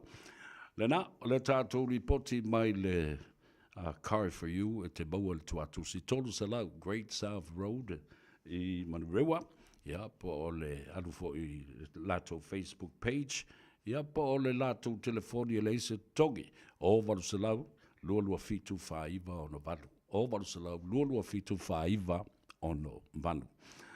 Whamalo atu I le totelo I latou o lo ua mafuta mai lunga le tātou api o wholinga. Whapena fo I mo le tātou Facebook page, mo le tātou YouTube channel. Ioi, just press the like button, like it, and share our program. And also, leave me a comment. I love reading your comments. Talo fatu, vaya setu, ia whapefo I laumua, tasi tea, potea, Malia Mitchell, ia whapefo ia Filinga Cameron, talofa alosina ati, o Lili Semisi, talo fatu malo le soifu mnuia, taifo ile mafuta mai, la tato woe tale peselea. Fai mai lei puki, mawai I foe, mas tato tamai malolonga lava. Alu el tangata whamelanga I puki, in tato mai la ielea. Whalongolonga po whea, e te alu ia mai lau vai o leola. Nale o tau nuu tato vai o leola I ona whale o loa, ma ona maketi masani. Sfurma tolu Lappington Road I Otara. Mole atu le ngau whaftailo o fionga le saori. Tuala, tau wā, tau pa utino, male whale tua ia peka, ia male ai ngā lii, male tātou ma keti le nā ua walu nei tau sanga taluna tau no umaile vai, ia ua māsani ai ia le tunu le anga I atu, ia mamaua ai ia le vai o le ola. Tā ua tele mo le ngasa le toto mawalunga, toe wha leia o whatunga o ia wha pia fōi le tōtonga o le ate. O le blood circulation, o le taavale, le lei o le toto I ala toto o le tino atoa. Ia, tasi le nā o ngā le tātou vai. Ngasa le fatu, ia whapea fōi, ia le māmā, ai maisela, ia le tūlanga o lo o iai le pangatia o I tātou. I le meo le ngasa leo le ngungu. Le ngungu. Wa le mawhai o da ona e savali mamatala o lima o vai fi peanga oso se ngungu se nguko skanga le maunga le ma omia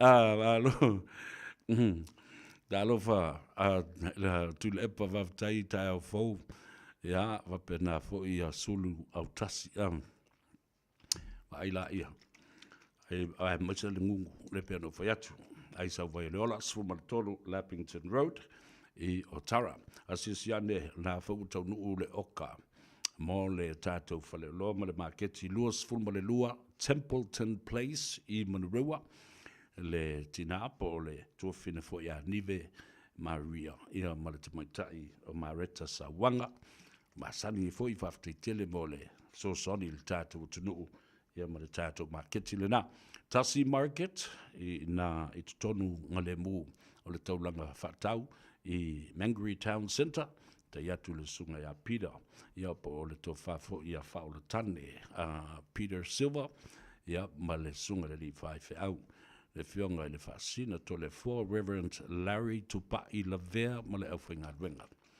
Tawalunga o I le numero Tasi Triangle Road le Grand Market, le sunga ia wahid, ia ma le au whainga ruenga, o lo whaalongolongo mai, o lo mauai fo I le tele, o le tātou vai ina. Whatasi mo le tātou vai avoka, mana tuwa le tātou vai avoka. Tā ua tele mo le breast cancer, o le kanesa, o le susu o le tina, ia e mese fo o le kanesa, o le prostate cancer, mo le tūpā o tina otama. Wai prostate kinga kari e merauri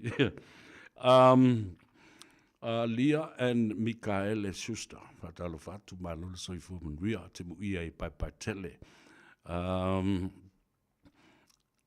fa pefo I ta fo ma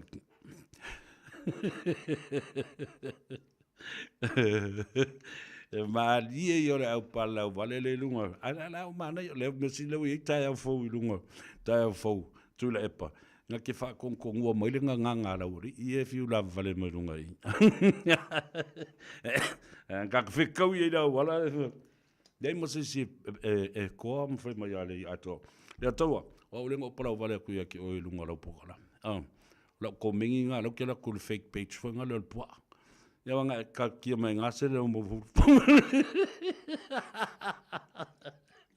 ia ai sa vai o le ola awa mantu fo tau mafa me mafua I me ne ngas se mo me ito ia ala tatu wo vai foi ia awa ia le fai o mai o lau iputi ale tamama le toinu wa mo kwasi yo al kamama ko mo ki ngam ko ma stawa ne ko pisa sesi noi ai kolosi no mai kau yesu pa arwa sa TV kau ni the remote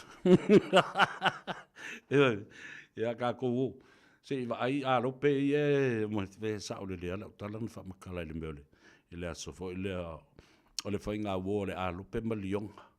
A le fo upapa i ei ia. Le fionga le ati e kopo. Le tā ua tele.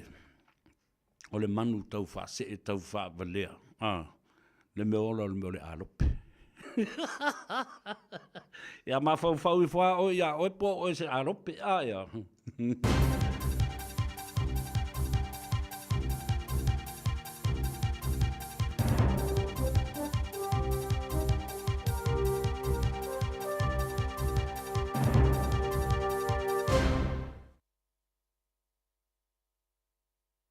In this update, US President Donald Trump has announced Jared Novelli is the next United States ambassador to New Zealand and the independent state of Samoa.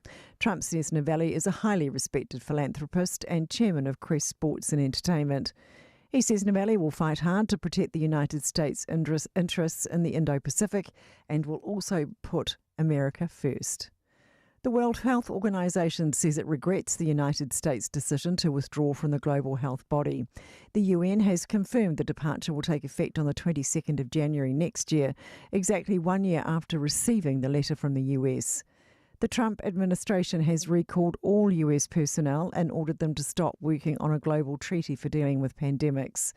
Spokesperson Tarek Jasarevic says they hope the US will reconsider its actions. We look forward to engaging in constructive dialogue to maintain the partnership between the United States of America and WHO for the benefit of the health and well-being of millions of people around the globe.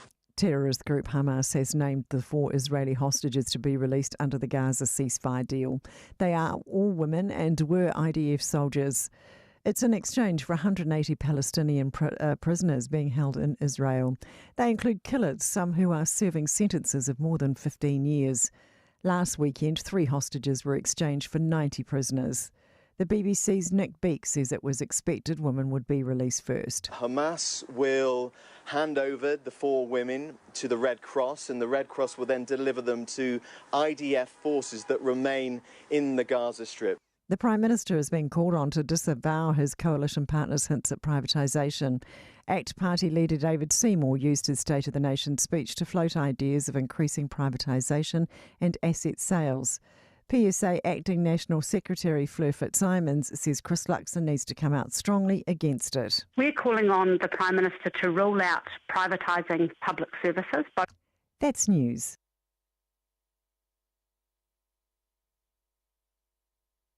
In sport, from the bench to the top of the podium, it's been a heck of an X Games debut for young Kiwi free skier Luca Harrington.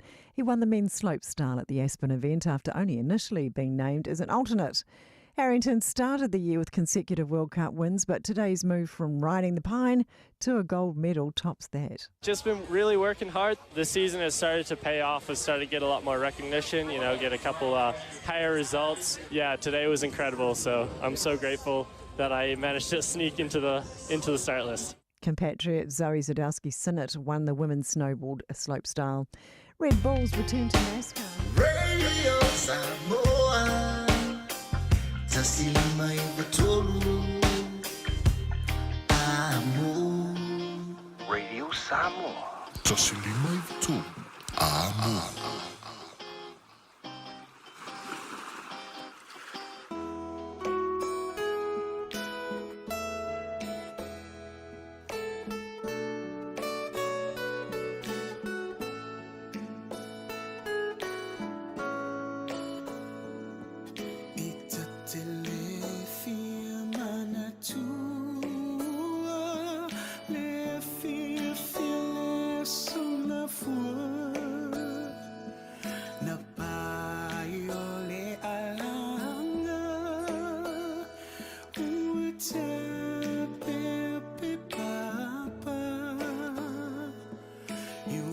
interfere or let out. Fair solo, solo. Living ula olo faano manelo to e wamomo le a fai tu lani watangi mai ala ova opuni matani olo ua sola wangu telefetua pea ole vasa wamutu sialo palesa otiwai ia pia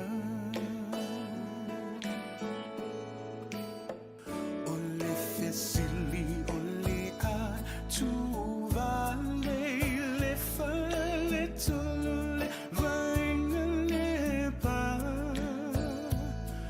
allo sina le fua I fale fa apese o manu tafa wale tau o sia o tipa le fili fili aulo olo manatu e moni ea o malanga tu ile vala si oi tonga tapu talo fei ainga watami mai ala ova opuni matani olo ua sola wangu telefetua pea ole vasa wamutu sialo palesa otiwai ia pia lea fai tulani watangi mai ala ova opuni matani olo ua sola wangu telefetua pea ole vasa wamutu sialo palesa otiwai ia pia wamutu sialo palesa otiwai ia pia.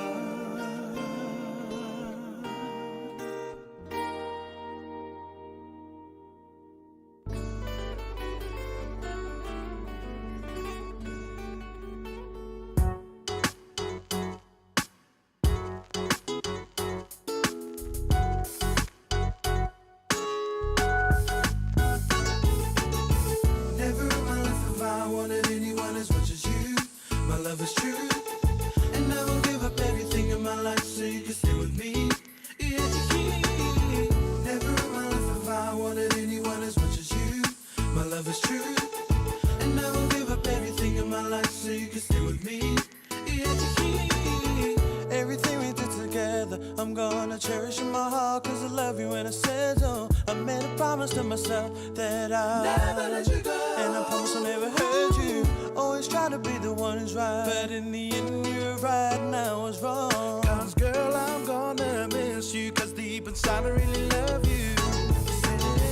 Never in my life have I wanted anyone as much as you.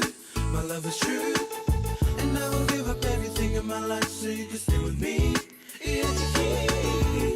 Never in my life have I wanted anyone as much as you. My love is true, and I will give up everything in my life so you can stay with me. Yeah, the key. I've always tried my best to be there for you in your times of need. When you was crying all alone, girl, it breaks my heart when I see you cry. Could you know the teardrops from your eyes? Our love is guided to perfection. All you have to do is open up and just take your time. But still I'm gonna miss you, cause deep inside I really love you. Never in my life have I wanted anyone as much as you. My love is true, and I will give up everything in my life so you can stay with me. Yeah, the key. Never in my life have I wanted anyone as much as you. My love is true, and I will give up everything in my life so you can stay with me. Yeah, the key. I'm gonna miss you. I'm gonna miss you. Say, I'm gonna miss you. I'm gonna miss you. Say, never in my life have I wanted anyone as much as you. My love is true, and I will give up everything in my life so you can stay with me. Yeah. Never in my life have I wanted anyone as much as you. As much as you, and I will give up everything in my life so you can stay with me. Yeah. Never in my life have I wanted anyone as much as you, and I will give up everything in my life so you can stay with me. Yeah. Never in my life have I wanted anyone as much as you, and I will give up everything in my life so you can stay with me. Yeah. Never in my life have I wanted anyone as much as you. My love is true, and I will give up everything in my life so you can stay with me. Yeah. Never in my life have I wanted anyone as much as you. Talofa, we're the Katinas, and you're listening to Radio Samoa on 1593 AM.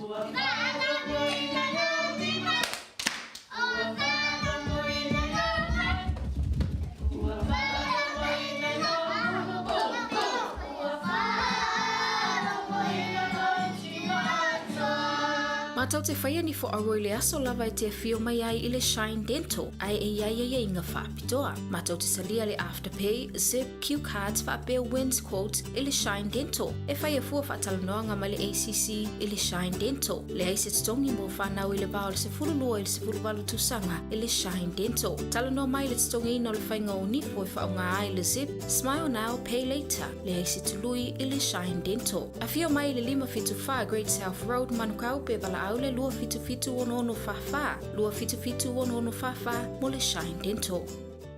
Tala falava Samoa o foi nei o eni ma le tatou whale tā wale la wiloa o le Car for You.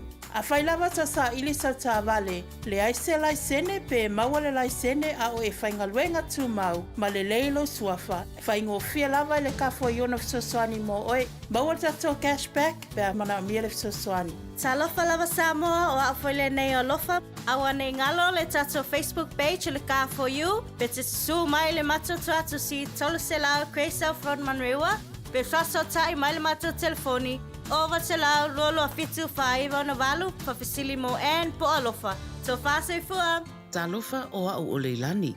Mātou tena nofo whaatasi malau to o lua, le mawha naumana i o mātua. O te pala au i le Healthline pe a whaia langona le tino mai, e se tasi o i mātou. E le ai se totongi o le nei au o nanga, mai mawhai ona o talanoa i se tausima i mō fautuanga, tau soifua malonoina, ma wha matalanga i mea te tau ona whai. o te wala au iai e le tinga ina seisio I mātou. E awa noi te mi uma, lua sul fai tu lao le aso, mo aso uma o le vai aso. E maua fo I le fesoasoani mo se whaamatala upu, pe a whai o e fia tala noa I lau lava ngangana, e lea I fo I se tutongi. Bala au loa le Healthline, I le o walu se lau, ono tasi tasi ono. E fia lava le nganga I le ava ma le whaaloalo e fia whailoa tuai le au nanga a Rooters Barbecue and Catering Service. O le atatala ina le wha moe I le aso tore se fulu o January, lua afema le lua lima, whaitotoa atatala ina le sfuru lua I le awa ulianga I le sfuru le po. Mato te ava no mo as whanau ma sos e wha moe, mana o mire pua, povi po le mamoe, aua te popole. Mato te whavele ina sos e mea tau mafa. Mo nisi whamatalanga, whaso taile li pule I le telefoni, o lua tasi o wha, lima iwa tasiva, tuatusi, lua pitu iwa G, East Tamaki Road. Awane ngalo ia te oe le aso tolu se fulo January lua afema lua lima. Rooters Barbecue and Catering Service, tautua mo oe. Ua na ole Radio Samoa, se furu lima iwa toru a mo, e tautua ina oe I launga ngana, fitu aso le vai aso. Ia, tau e whatalo whatu, ma tau e ofolo whatu fōi, ma whawhiloa I fōi lo tātou tunu. Ina ua mai atu ia sia tātou ta mai malo longa le nā. Whai mai I mali puti ale tangata ia. Ia e folo mali e ai ia le o ona o mata upu ia tātou te talandoa I ai ma whaasoa I ai. Le I tai uma. O le soa fo I le tau le tū lai tolu. O le a whatasi mai ai le sia o malo o le paanga tō tino fo I le Radio Samoa. Le nganga I fo whaiva ma le Tanoa Ava, e te maua I le sao. Le fionga le whaasina I a tole a foa, voi ma sinamua, seina fo lava, o le tama sa tuala. O le a whaafonga I fo I le tunu, a o ma whaasoa, ma vase ma pena ma maioa, ia meo lo tutupu I Samoa. Whatasi I fo I ma le whaatalanoanga lea na po, ma le fionga I le tamaitai whaipule o le tu malo palauri. Ia po o le tu malo fo I lea o nganga I maunga. Ma o nganga e malai ma sale murianga. Ia o le ala le na e ta ua I tele lauru le fai le o lo fusi pau. Ia mamau mai lau nofo. Ona e tā ua lamba ma tā upu nei. Mō le nofo si la fia e lea tunu. Ma fai I ai lau lava fai unga. O le mea tā ule na. Ia. A leo e maua. Ia le au le pipa. Ia ma le fatu tonu o mea o lo tutupu tonu o le tātua tunu. Na o lo le matal noanga ma le fionga le tamaita I whaipule le asua nafi. I le mata upu wa tusi mai ai. Mātua o tu au. Tusi sa o mai lava. E le ave seis tangata po seis tangata le fatu awhi mulmuli ai kopi. O sui o le fatu tua I le atua sa mua o tasi. Ae na momoli sao I a ao. O le fionga le tamaita I pale mia mai I mātua o tu au. La le atusi. Olo au mai ai I le talo sanga. I le fionga le tumaita I pale mia. Ina ia sila I le tangi le pumate. Sua ina le mata upu I atu au. Awa lava ne I whaatatia e se ina le mata upu lea. Mana o mia le fisosoani. O te iloa fo. I lala lea lai ono tau whaafonga mai. O te pese atu ai pea. Lea lava I le ai masisi e tala noa e winga. Ile au maia o wha mau mongo o telefoni sa whaonga.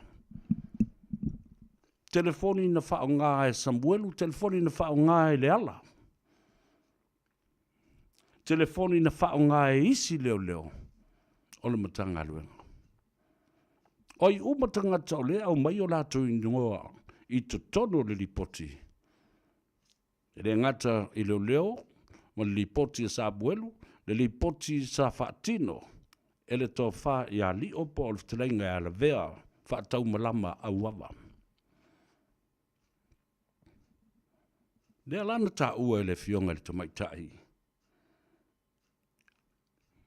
Fai pule le aso na nafi. Po le po fo ia na po. O le ute tonu lea ma le mata e te tau na sui. Le mata upu lea na fua o mai mata upu uma. Le maliu o le tama leo tu au the hit and run. The letter from the parents of the deceased to au Maletino was addressed directly to the Prime Minister. No action was ever taken. It is the same monotonous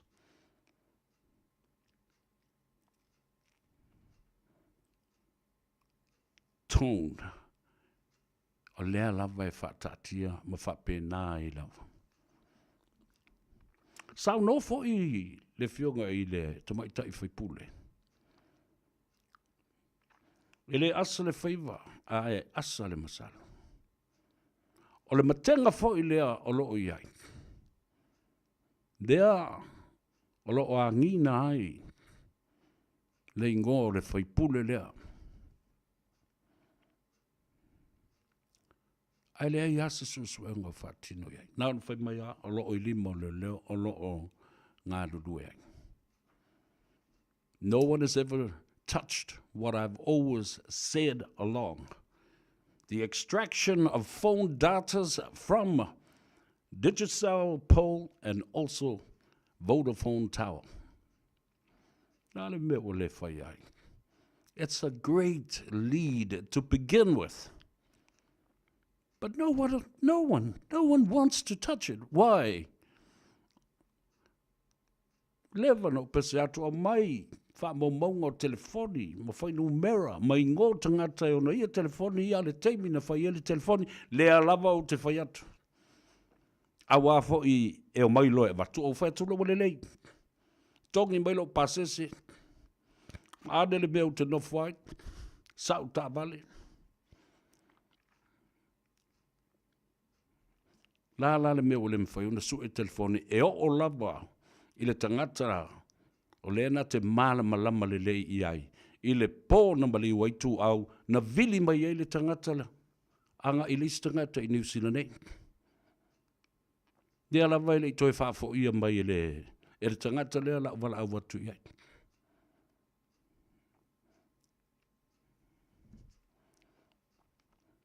Why? Na ua watu le lead ta ua tele. Awa o le lead le na e mawai. Tele. Whaamatalanga ua whaia. Aele i o lava nisi e tango le mata upu lea. Telefoni na whaonga. O tausi sila lai. E o lava yali moni.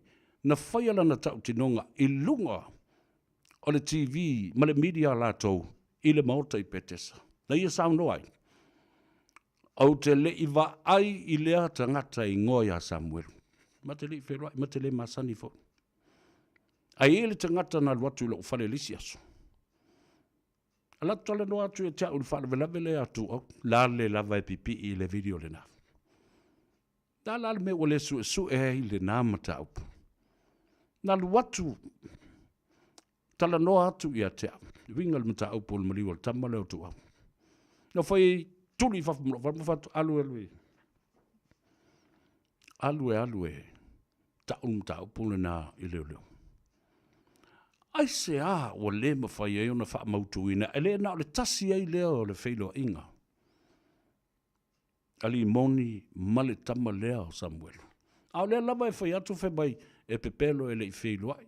Pepelo ele lava mul mau ele fatu tuina. Ai langa o le tama sa Sanufu sala foi, mai loe leo e pepelo istemi, but this time is not lying. This time, I think, he will not change his mind. His future, his wife, his children's future is on the line because of this. Ale to e tau mai lava limon. Ia na halu la ia lea.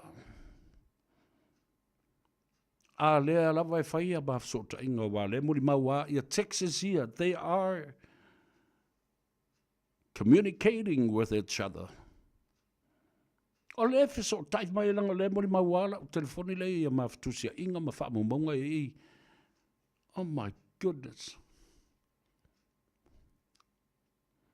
A mo le ave na telefoni su ma vava ai ia. Peta sui numera. Ele me whai suia numera ma le tangata na le stala i le telefoni le ilonga o pou ia. Lea la o toi le liu mai le whaamtalanga. Le saunoanga le fionga le tamaitai. Whai pule le poa na po. Sauno mo lio. Ia po le sunga whai amuli pola. I o leo i mata. Le fatu tonu lea ma le mata na mafua ai le vevesi atoa. O le maliu o le tama lea. Wai loa nei, e iai le sotanga o le fionga le minsta o leo tulau. O le uso moni fo i a te au. Le tau wha i a whao.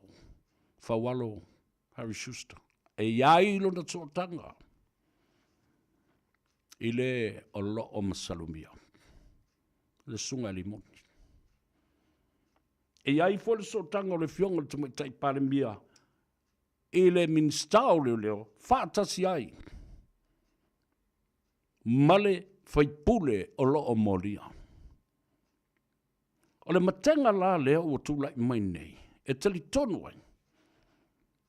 The buck stops here of this investigation with the Prime Minister and the Minister of Police. Although, wa uma on declare ele fionga le Minister, auna I toi longoa maia, ele mata upule alanga o ia ilon sotanga ile o lo o masalumia. Le mea le nao, lea ele o fia nei, ia le tōtele. Wale e wha wina.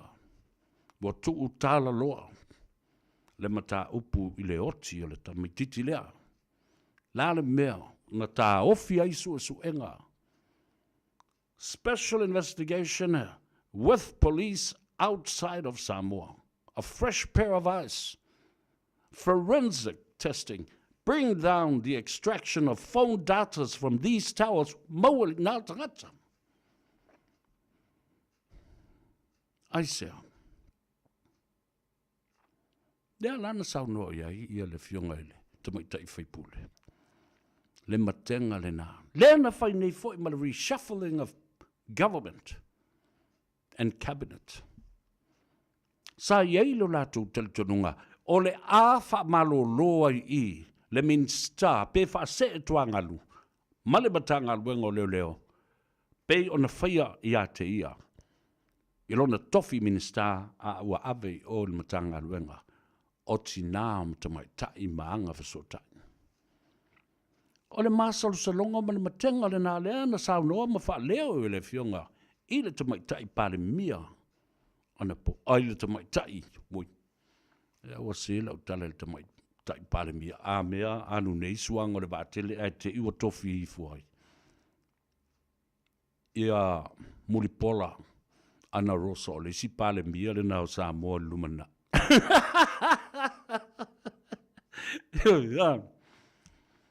O le lato masalu salonga le na.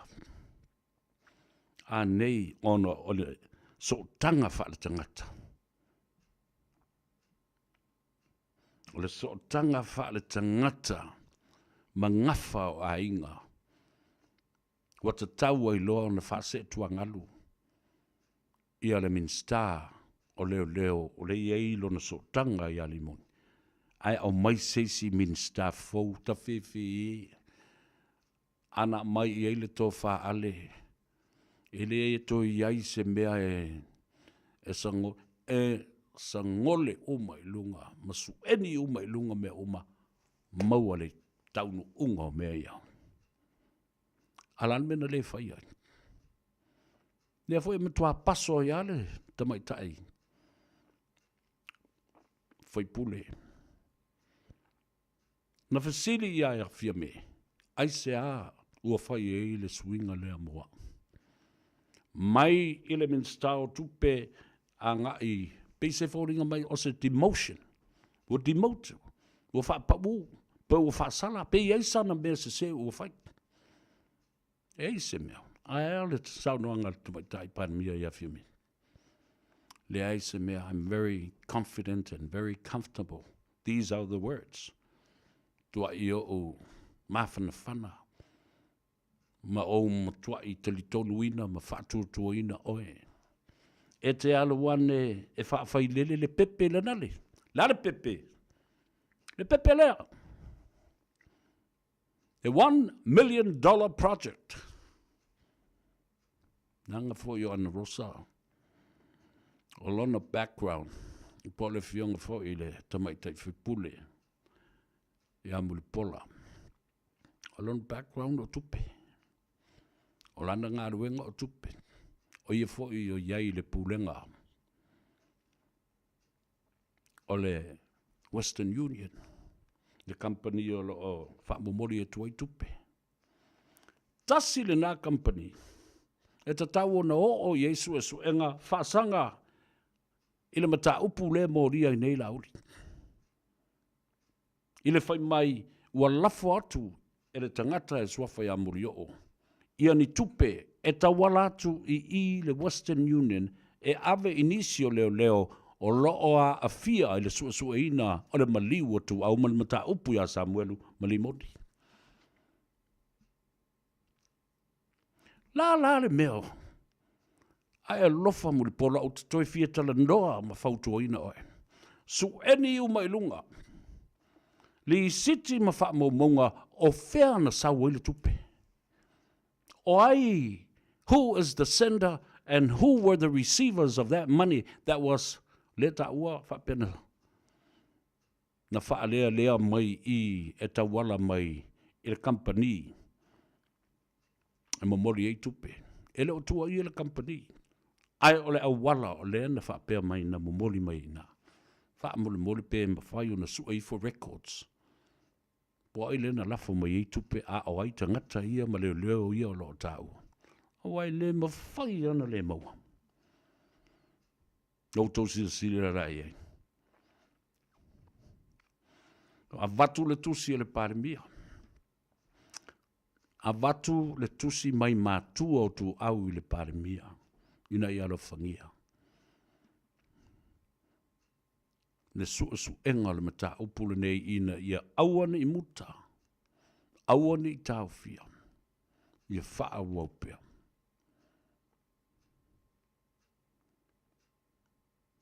O le ala le nao nei mau mea uma.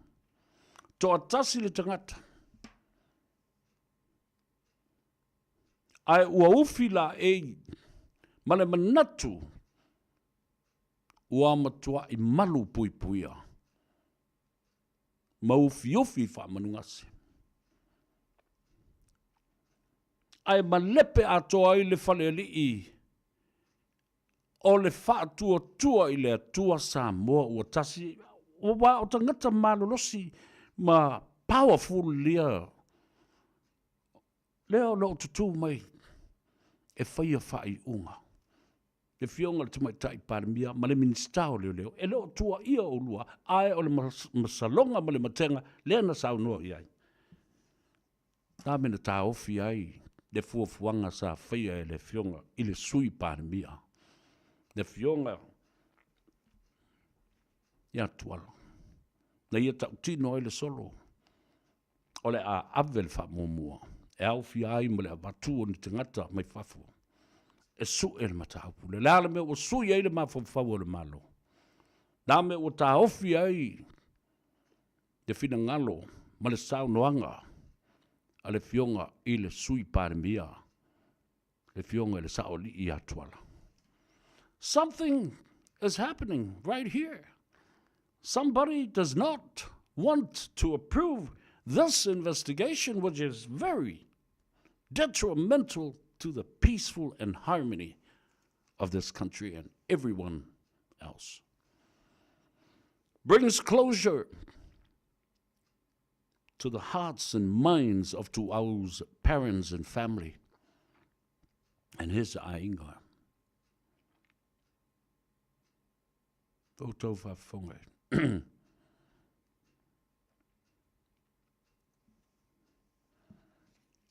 Atu o seisi tu, lea watangi atu.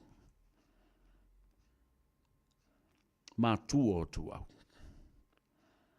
Lea watangi atu lea tunu. Wasolu atu lea tunu. Ai se a, ua le mawhai ai. Ona whaia le fina ngalo lea tunu. Ngalo fina ngalo lea tunu. Lea whau te pese ma mamoli atu. Au mai. Ni leo mai fafu. Ua ngata. Le marama lama o tātou leo. I le whatino ina o le susuenga. Wafete e na i le ngona. Ona o lea e pei e fōringa mai. Pei e fōringa mai. Allegedly looks like one person has been or is been protected. And nobody cares about the country and what the country wants to do.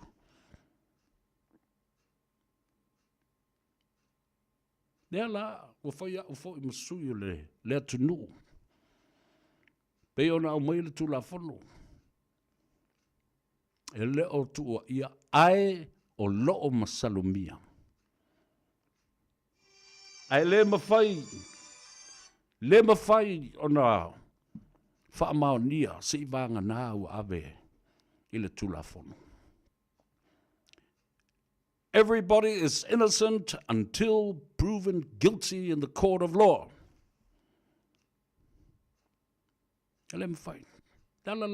Allegedly, this is what people are saying. And that's exactly what I'm saying too. Bring the forensic investigators. Tā whai o leo whaafonga atu I le atunu o le fina ngalo leo le atunu. Ai sea o le whai ai. Nā leo no whai atu. Pui le tangata e tō tasi o lo msalomia I le whaalawelawe. Ai whātiu tala loa ma whātua nai le tō whā ma le whautanga le atunu ma le whanonga. O le fina ngalo lea ma le mana onga o mātua ma o tu au ma le atunu. Le atunu te le. Tangata Samoa. Nauni nai tangata o lo tau mawhai. E ufi le mata upu lea. O I la tau fo I le nā. O lo tau mawhai e tau fia. Le whaamsinonga ma le su enga o le ami o tonu o le atua.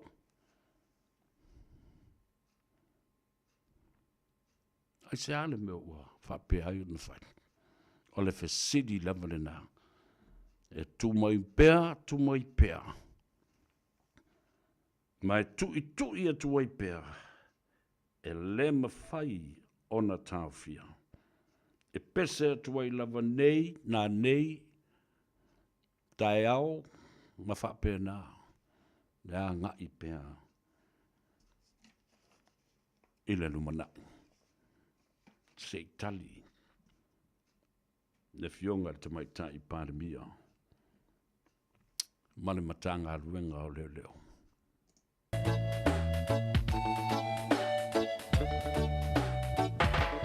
Musu atu I lo talinga Ai te iane ua e whani umai po mai ita O te reiroa O ua e ita Ai o te lepo pole ai ua pau o si o fia fia Lo ua ana ta isa e Toe tali ua na ta isa sifo Ele ai se fuala au tau ai no roto Toe tali ua na ta ita iso Na toe ta I uta Au ele fuala au sa tupu I le maunga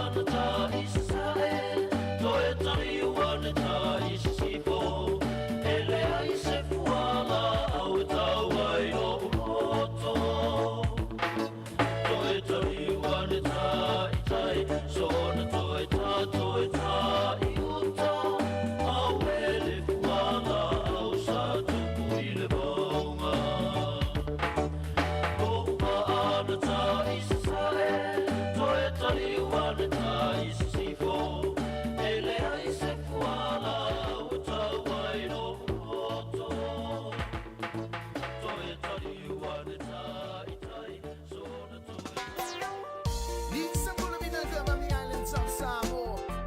Benjamin on the beat, representing Daniel. So tie up on the stage and now, what do I say? Matinding na una.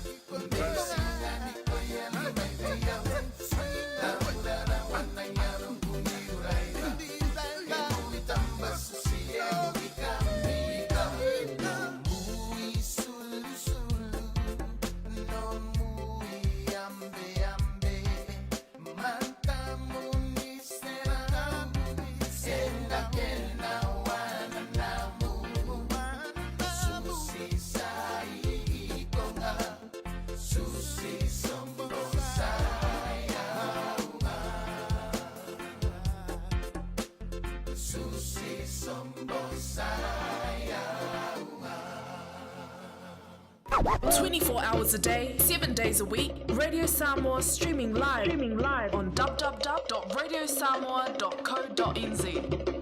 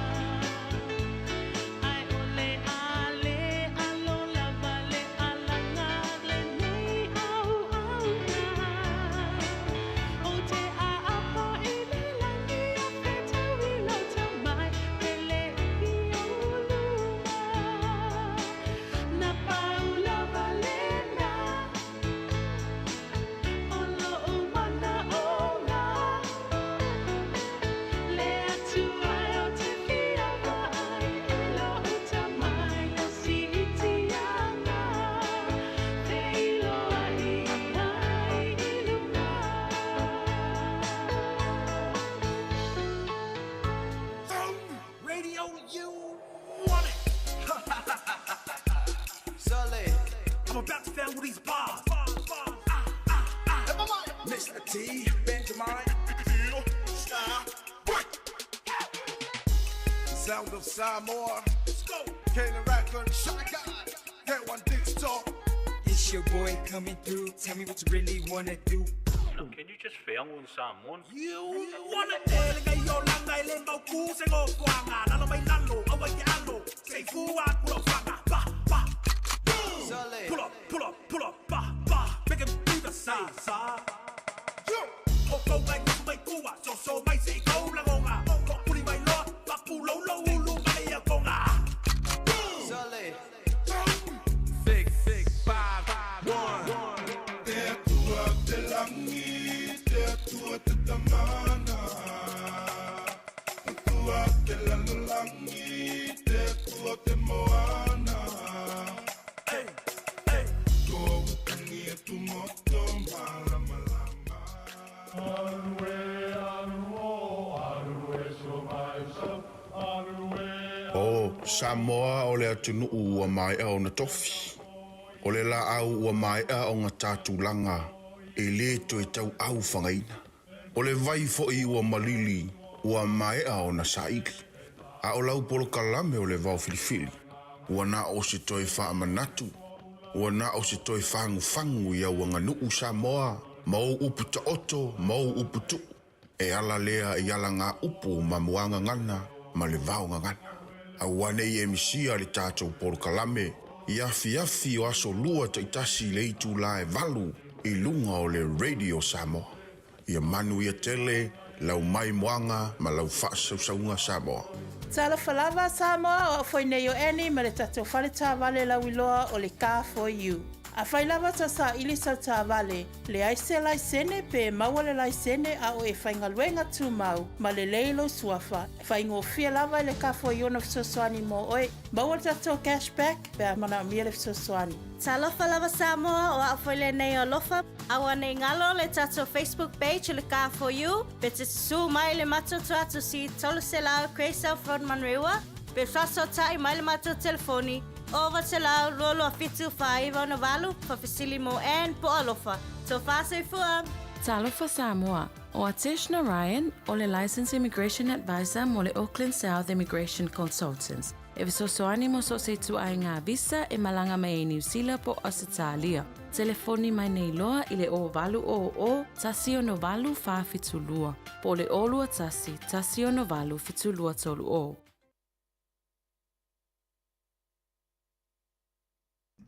Toi whatalofa ia ma whaawhenua i atoe, tātu si ua whai meilau I puti, tātou tādi ai ia se tasi o malo pa anga tō tino. Le whionga I le whaasina ia tole a whoa, voi masina mua, a seina fulava. Ia, o la mou se tanoanga. Ia ma whaasoa fo I mata upu o lo o tutupu I Samoa I lo tātou tunu. Ia mana isi fo I maenga, e tā ua lava I le whaafonga. Whatalofa I le uso ia pitone whanua tanu. O pitone whanua tanu. O lo mai mua mai male au whai ngā ruenga a toa a Frankies I mata utu I le whanga.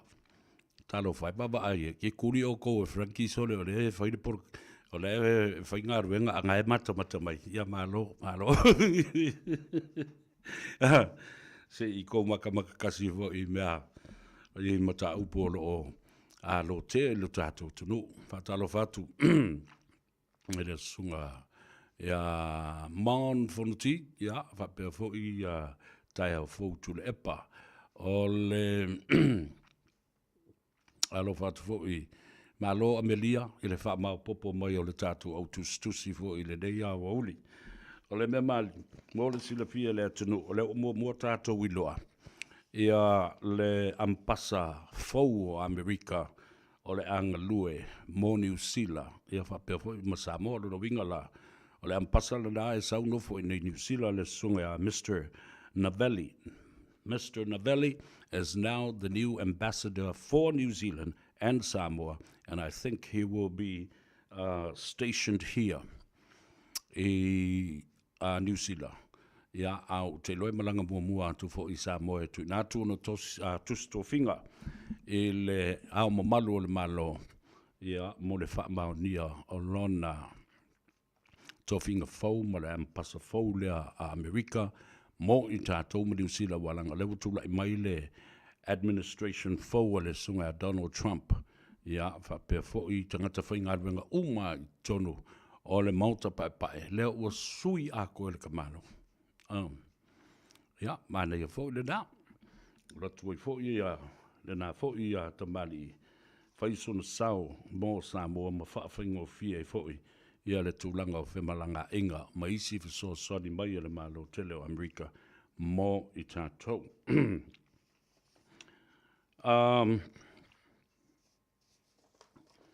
Rau mai leo la utana noa I le mata upu lava le nei. Ai si eva tumu le whaamrianga ma le whaalo tutele fo I ma whaamalo si au. O le so le asolus fun ma le lima leo le masina le nei o Januari. Lua afe luas fun ma le lima ua whaamawina o lo o ulu whao ma ua whaamalo lo uma tama mateine o tupu mai ia whapea foi le mamalu o le whale manono ma le ainga le tai. Mai atu o taulangi ia ai e leisi si whaalupenga e siri atu. Ia ina ua tō le pule ana whanua. Ma sunu I le ala whale e ele o a inga I le tai whale uma o tuangiangi ma lua timu. Ua tau nuu le tala le lei. Sunu I le ala whale o le ngā ruenga le atua. Le metotisi, le kalesia, ua tau nuu. Ia ola ia maupuna na watu ia le atou sa vea mamoli ai alo whaanga ma whaamianga. I le tātou fono tatalo ma le aso tatalo ma le aso anu pongi o le tātou a inga le tai. Ina ia tu inatu I luma o le atua. Le sabalinga o le neitau sanga fau luafe luasfuru ma le lima. O tama whanau a le whale manono ma le ainga le tai. O lo ono pia iai. Ma I lātou uma o lo ono nofo I Samoa. Ma isi atunu ue fio le lalurangi. O lo o ngā lulue ma nopia iai. Ma whaatino atuai le tautua o le aitau malele. Iai. Whamri atu le atau sa vea. I le poto ai o le tātou nuu ma lo tātou ainga ma le itu malo atua. Ma tu ina atu tālo sanga I le atua. E pei foi o na whaatino e le malo.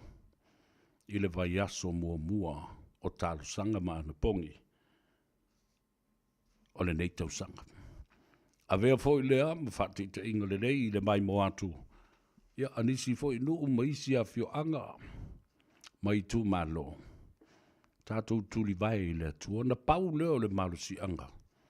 E ma whai o na tātou sulu whai iai. Ia. Ia o lawa le tula whona. Ma le whaamasinonga. Ua le mwhai o na sulu iai le atunu. E fo iai ngase o malo leo lo tula I mai le temi le nei. Oila tātou tuli vai iai. Ua na o le malo si anga o le atua.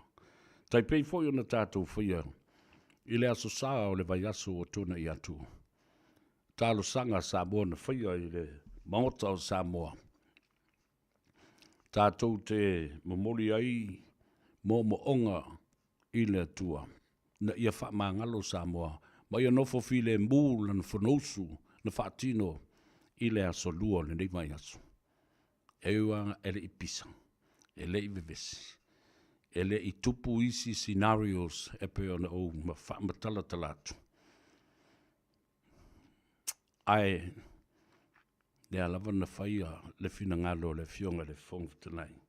Ina ia whaafile muai mole temi nei. Le usuia ai o le whono a le parliament. Ai amana tua la. O lea ua pu lea eni tangata to laiti le parliament o Samoa. The minority is now the government of Samoa. Alela no tō whafonga I la sona. Sa of siringia. le fionga le tamai tai fai pule sa ave ma minsta o matanga luenga lua minsta o tupe to minsta o tinam tamai tai mang so tai ai maise o le pepe lea o le faa o le tanga mo Samoa i lona te mau ainga o le tasi le miliona ta la ploketi wani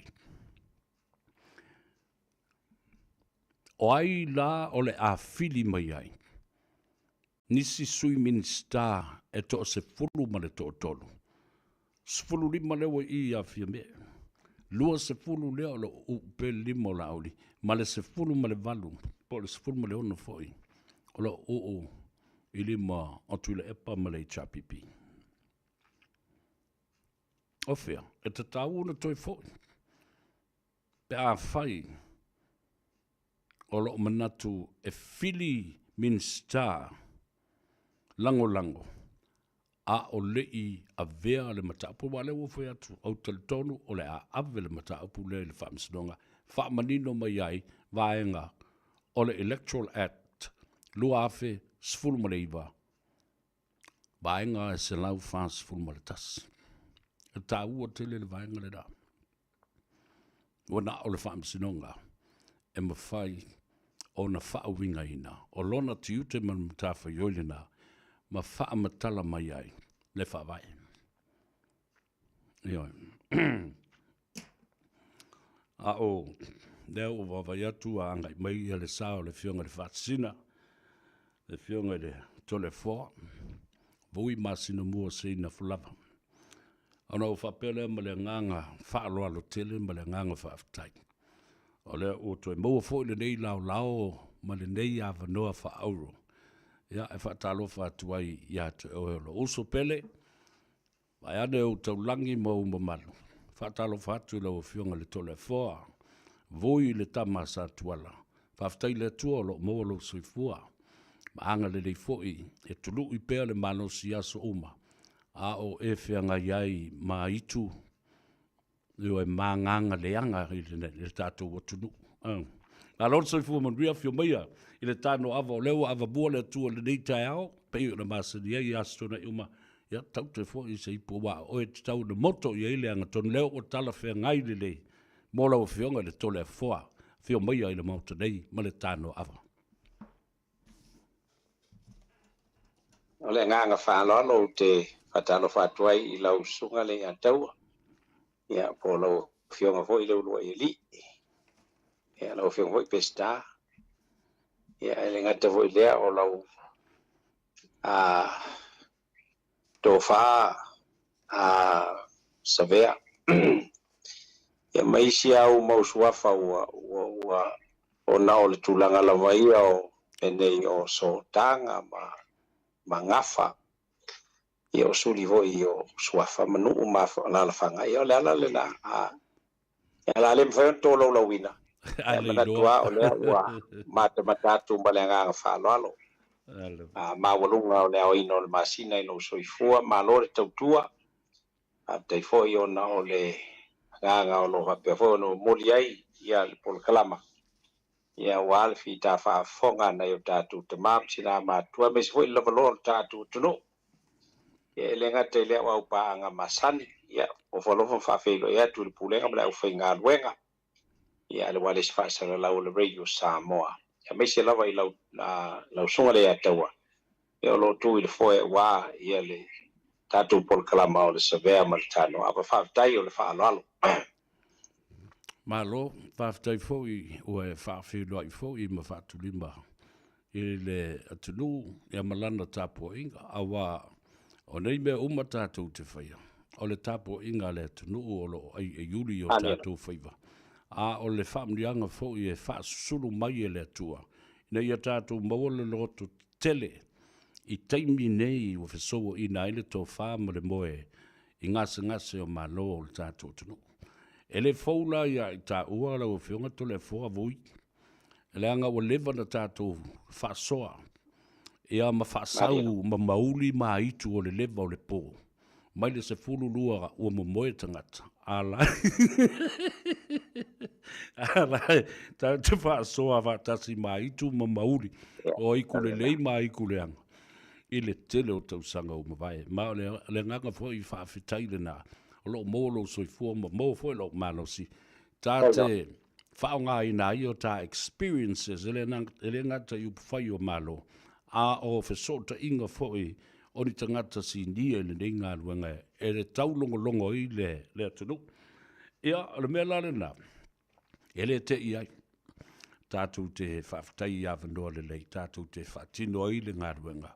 Ma le maʻalega, ma le whaamaoni, ma le whewhe ta watu le mea moni.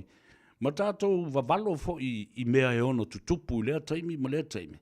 E tā pena I lea tunu.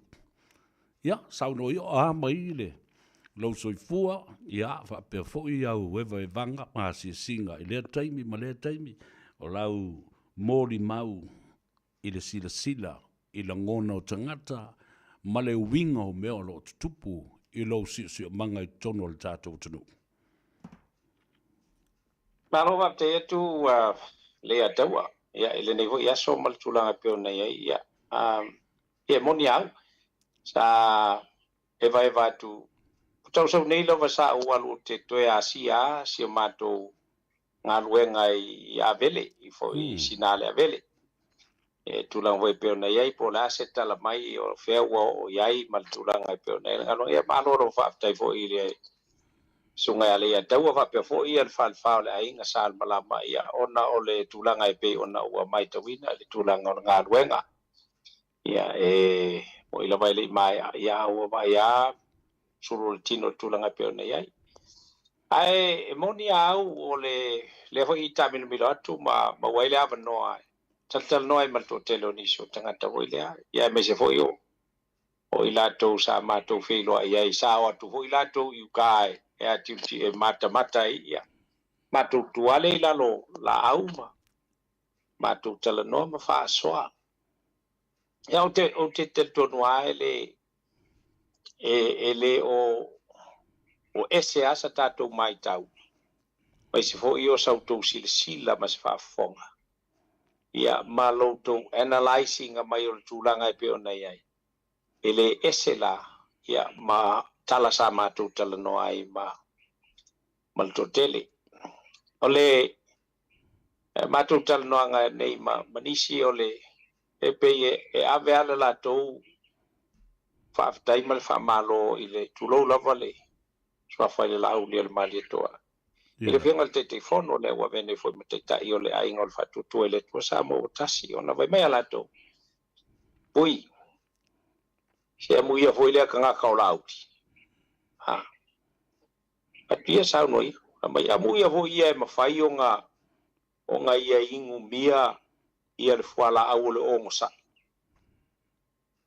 Wa afua ia le ngata o le ono sa ia o le loto famangalo. Ha. Ya afua ia. Ia o atu ia o le masalo na o le finagalo ale o le atua mo tatou ma o le o hoi le ale atua na mai a tatou. Ai le mapea la ava pea afa magalo na o na te ale o molo au se mea lei o la e fai al fa misinonga tonu o le atua ia. I riba fai sisio na tawhi mai le atua mapea fa mulmole langa le ufa magalo ai. Ia maliela o fionga le ai. Fa misinonga le atua fa misinonga e tua e le fai sisio na ia. Pape atua mea finagalo lo fio. Ole la toa tala le ele nei ma so le ma wa fo ngi kanga ko laus. Ole la bola na on sai. E o ma ko se la mo kupu morianga le ko anga e fa ngi morianga se fu. Ya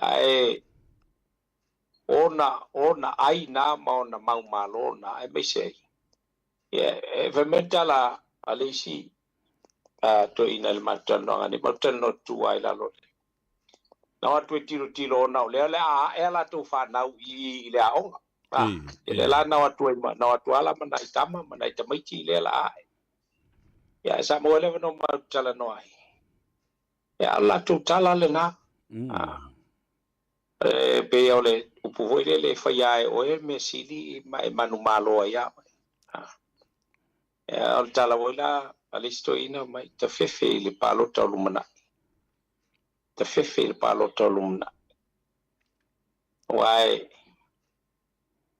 matua feololo la mele len kau fa o fil se furu pa se nge kau fa yenge me ya ole lua fe dos furu ono bui o pumoniana ele iti se tulanga o le atula i mai ile ai ngol fatu tu ele tu sa mo utas ya mai le manu malo ina o le palo to batia ta sia ta tu ia ta tu te mo a ile na ya pe a fai o le ai o tasi le tia male umele i so to fina ngalo e se foi sto fai le tunu male musu ngale nganga o le tua ya o se tala tu le se tu sa ane sua fale ya tau e tu sai for le matu tala noa manisi o le tatu tunu sa pe foi ona feilo ia ima e wa to ala te tu ai i luma fale o le mota ma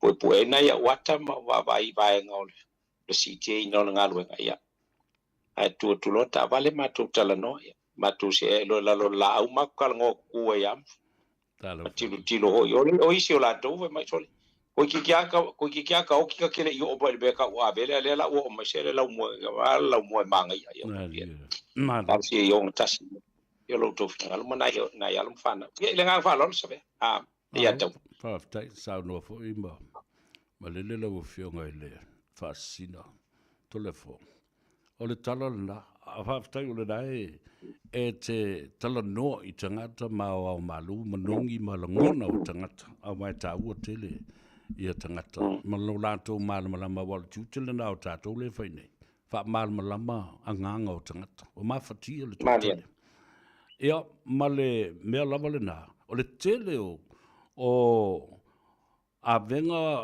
ma le fa e tu lunga o le ulu o le tama le tu lo o na taulangi o le telefo le na o le fa mdianga le tua o lo tu masasa ia ele ngata i lona fonga ai fa pena fo i lona loto i le toa va ya so le o te ane fa tolua na ma so tai matalanoa fa maya le tau loto tele ma longo tatu ainga mo tatu tangata a fa tua i le tua ono sai yoi o le alo le fa msidonga ya fa pena fo i lana tala i lona alofa mai ma o le tau lava i le atunu ma ua tiri ai tingale tele o nei maumea ua tiri ai le to o tele o tangata i lo lofi mai lato te o pongi ma lango pea i lo tau so ma le nei fo i tamari i lona lo toa tatala noa i lo fionga vui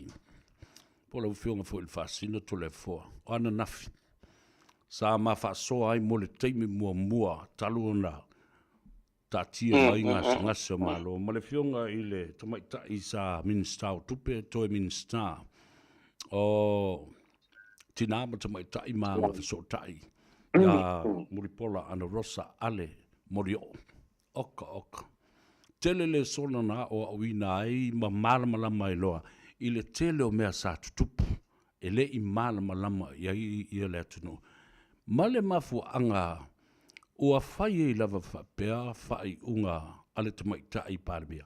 Wha mata lau whiungo le fōvui, pe ana whapea i le whaunga ino upu nei, i le taimi o le talanoanga ma le sunga i ala uli. Temporarily suspended. Nai lo o le mele na whai nei, a ele whamawai, o le a tuli oe. Le aso taltununga iei with a selection of words and the three choices or three options. Le na whata auto mai ai o mai le whai unga mulimuri. Wa whata atia ese le wha malolo le tūmau. Ai o ta oto i loa na o le lua. Ia o le ala lau whiriwhiringa i whai. A ele wha mawai pe te o le a wha malolo la wha malosi o e ma wha tea o e ma lau tuwhinga minsta. Malo haftai ali ataua o se vaenga se mumua fa tu sa tala tu sai o le no mata male nganga fa alo ile lua fa tala no anga male fionga il tamaita I fipule ila e fionga ya mutpola malo voi fa tai o no le sai ili na ia mawala ava no la to nei ila alo pumonia ina ua saunoa le fionga le tamaitai whaipule i le tūlanga na ia whesilingi ai ia le reshuffle inga le nga whai na o iloa i na ua lewa na tailoa ia ana losa vai ane le suafa mulpona Wai tele ai na malanga atu i Australia ona o le whaalau i loina o le afoi o le Western Union i Australia. Ma waelo matu wa vanoa ma le to whai a Asiata Saulutonga o whai langi le wholaunga. E ngatu voi leo le sunga i whai au wa iei nei le sunga a Pasifika mai ava. Ia e whapea foi o nisi o le malo o le au whaasala lau. E minko lai ma rub shoulders ma le tamaitai. Ia na oinana te ilo ai o ana losa vai ane le suafa po le fionga fo ia mulpola o se tangata a oa ina maulo na talitonunga i se mea se ilonga e suor ke kapila fo am fayonga bisi monia ai o le tangata fo ia oa ina maulo na talitonunga ele popole apo le alme fa ia ile tulanga le ile ya le voilana mo li maua ia ile aswana nafi malona fesili ta umai ele ai ya ai ole tulanga vo ipe ona ia le vaenga le nei le na tu ya ta ulo vai sa vea le atawa tulanga ipe ona ia le voina utala noa ia o se fainga ua matu ia te lele fainga na fai. E matu ia langa o mela e fai mo kameki aonga. E no fotu fai aonga amita meki aonga. Sa we. Ya sue la ia. E ne o se mele fai e se taitai o se atunu. Isi taitai o le atunu wa o la to uma taitai o e na fili mai e o la to i tu malo na winga e tu sa pe ke fai mai e ke umia le kofi pale mia pe ke fai mai ke umia le kofi mingiska e le ai e le anga e leina tutusa o le mingiska mal pale mia o me mo bonus o pongesi menga ai kasi ale fanga unga Wai le mwenga e umiel pongesi le ol palmia le mwenga e mauel pongesi ol mingska. Pe a fai e le filifilina oelo witu malo. E a vea maulatu suiton ol mauta. Au maila ele mauta. Ia olona winga. E tu mua i tutusa. A pero vo no utala noa i le tulanga i pe on sauno ai le fionga i le tamaita i fai pule. E matu ia le melen fai fie me. E makua maku ia o anga o po kiki la ko e fai ai luma no atu le lafo ya alua ko lo kule fa ali uma la ngoga o kangaka ya mo voi fa ali mai mena ta ol por kiki malama a fai lo ni fai nga fa pe lo na winga ba nga mo mo e ka uai o le puli il tau fa matau ia ele ngata ele na ia ole tau mafai ina ia fatosina pe fa olo ataua ia langona ina ia fa pea ona lilifa atu ile mea olo iai lona finangalo amana tua e fua mea uma ile finangalo le tu malo pe la bala o ala to we fatino le finangalo le tu malo ilo la tu tel tununga na pa lota o lato tu malo e alato ona ole ainga o fatu tua ile tua Samoa tasi e pe ano fa yatu mai le fo ia la tala le nei e tu nga mai matu ya e pe fa mai fo ala kupur kangaka ele o se awala le fa yengi kulanga o vai nga fa pengei e manga ku ho ia la nga mau ala kupu nga ye kangaka o le kungu e pe fa penga ai le va pe ole e mai o le ele fa pe le winga o le fa tinonga o me e fai ili te tauna fai a foi le leitua e pe ino ai ni tangata ma le tūlanga e pe ona iai. Fa pe o au e lae iai o ke iai e saun fe au le fa pe o ke la ko ka sala ukala. I ke le fe au mai a. Ni me fa pe nga. Ai manga o kulia. Fai lau fa iunga e ke le ele me se kai mi o mai maualo kai mi o ke la ko ka fa sanga ai. Ele wa uso wa kali. Pa o sui ma malu pa mengeng fi mai a ole a fo i ole lupe nga fa ia mai fui elo ku malo o ke sau e fai lo la ko leo kongo mo ai o ke le sau e fai a mo sa kali o sesi kongo mo karangi ia le nga fa lo tole fo vui a o mafo faul mata upule nei male tulanga mawalunga na si i ai le fionga le safa pito ma se e ai o la to uma ia au fi ai malauli malau fionga tato umba le ainga whātuatua, o tangata nei, tausi tupu na whaua le whata e whātiti e ai i lunga, ma moli e whapa ia ina ma wha maluina le nofwa ai inga le tupu lea. Ma o tangata fo ia, le na whaua le whata lea, o tangata fo nei to e tala ina le whata lea. I lau wa ainga, e lau tilo na iai, as kingmakers, and putting somebody on the pedestal and the throne, these people will instead destruct that throne in some point in the future. Well, tilo na iai vui? Moni fa mauni. Tulanga na e tawa ona. Ia menino lele tau fa ese tala o tangata ua wata mamai le porkiki o tangata ua leva o nai tonu fai o malo tulanga pe o nai ai e a o le mela vale o le ai tatai mai lava le mela o le rule of law o le loa au pe fa fenga fa makala ngai me o le rule of law. How can you judge a person in the rule of law and yet the person is innocent unless proven guilty by the court of law? Al fisiri da ua fia ngi kangaka ni fai pule o le fai ngā malo ua a fia o lako sua fai ngi me fai a ele iai se fai ungang fai iai e a o lea ua kula i mai i le kangaka sa va peonga ia I hope that Lauli Almalietoa has learned a lesson out of this. Na proba le tal langa o le kama e kumu le whaalo alo. Kumu le loko mawa lalo e kumu il mele o le fai kua finge. I hope we'll learn se le songa. Ia langa o ia nga finga ngalo i Samoa pumongi anga. Ia, moni la. Aka ko fua fo iai le ia taua o le lape le nga lape ai le ai ngol fa ku le ko sa mo kasi. Ua le so o le fau ma le fau. Ua so o le fau ma le a fo i ma le ku fa so ngau. O le winga le fam talanga.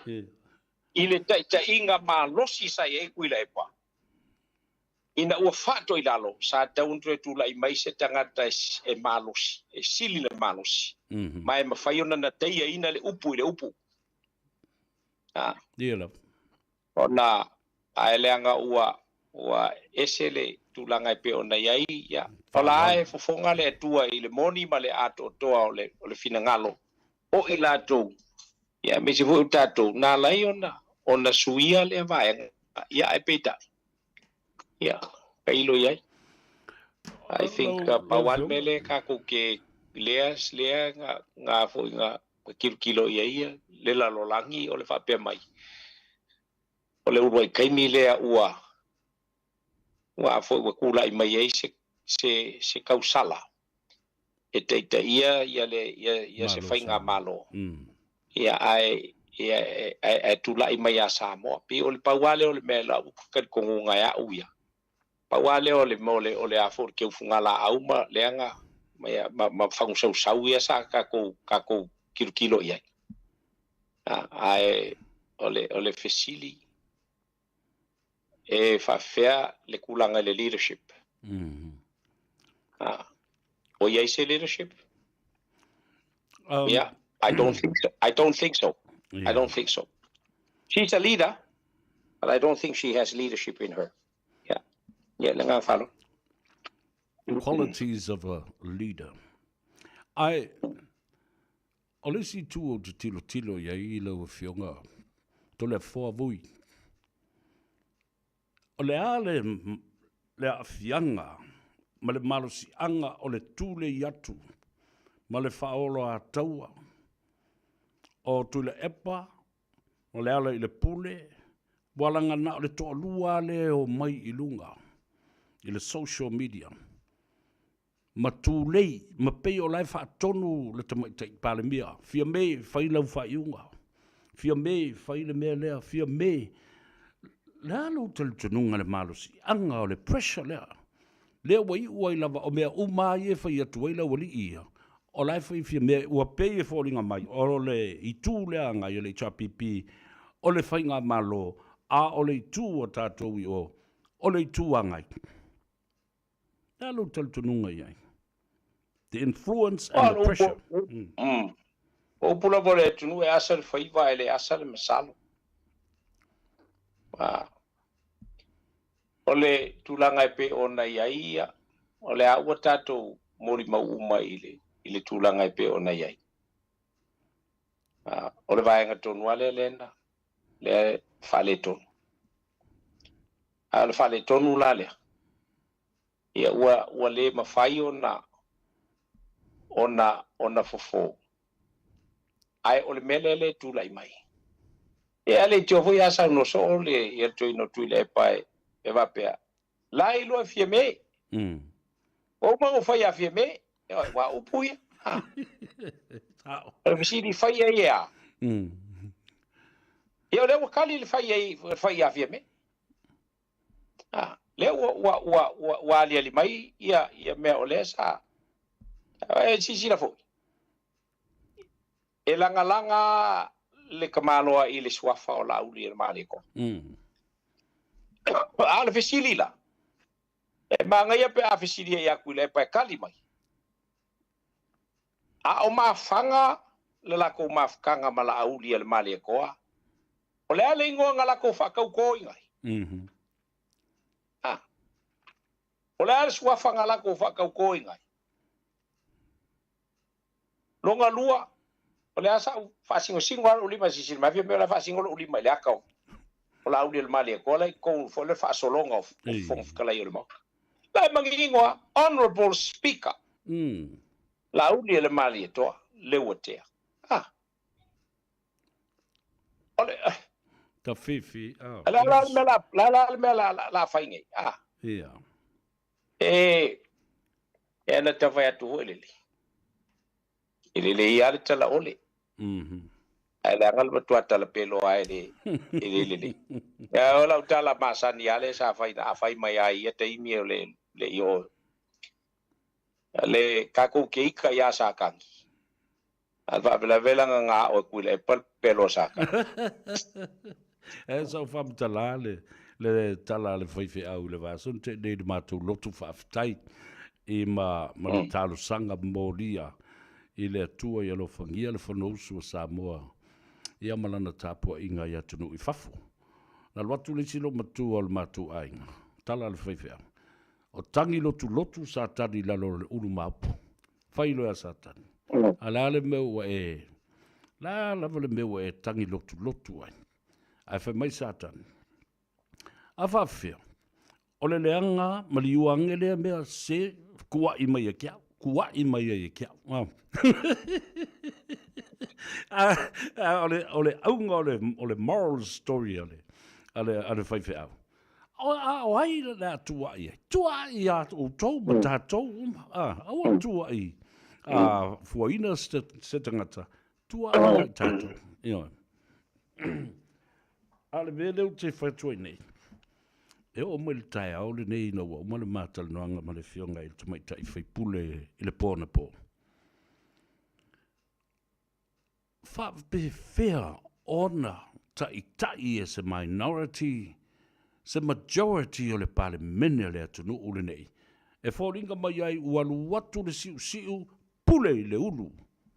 O le pale mene ma le malo Samoa le teimi le nei. Your thoughts about it, my brother? Matua i kafe pasengelo i o ina o le vaenga le we sauno i e atau. A fai fo sto falna le fionga le tamaita i fai pule le poan po. O se me sili le na wale aka ko ngofungela ka ko kalngolola i le rule of law. O le rule of law e tau o me sao. Ma awala sa sao. Awala faal tu la fon. Ai o mai i a tato. E pese i le rule of law. Ai le iloa ngo whakingo le rule of law. Ise tunu o le lalolangi o le majority rules. Absolutely. Eoi.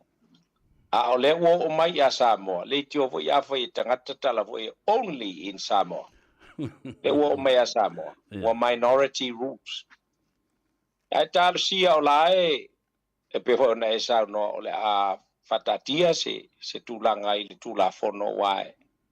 Ele me fai foi ona te no fo ami no ia le vai nga fam sino nga so ringa tula fono ai mai se o le Supreme Court. E ala ona minoi la to ia ina waiai se talo sanga po se tangi tu inatu.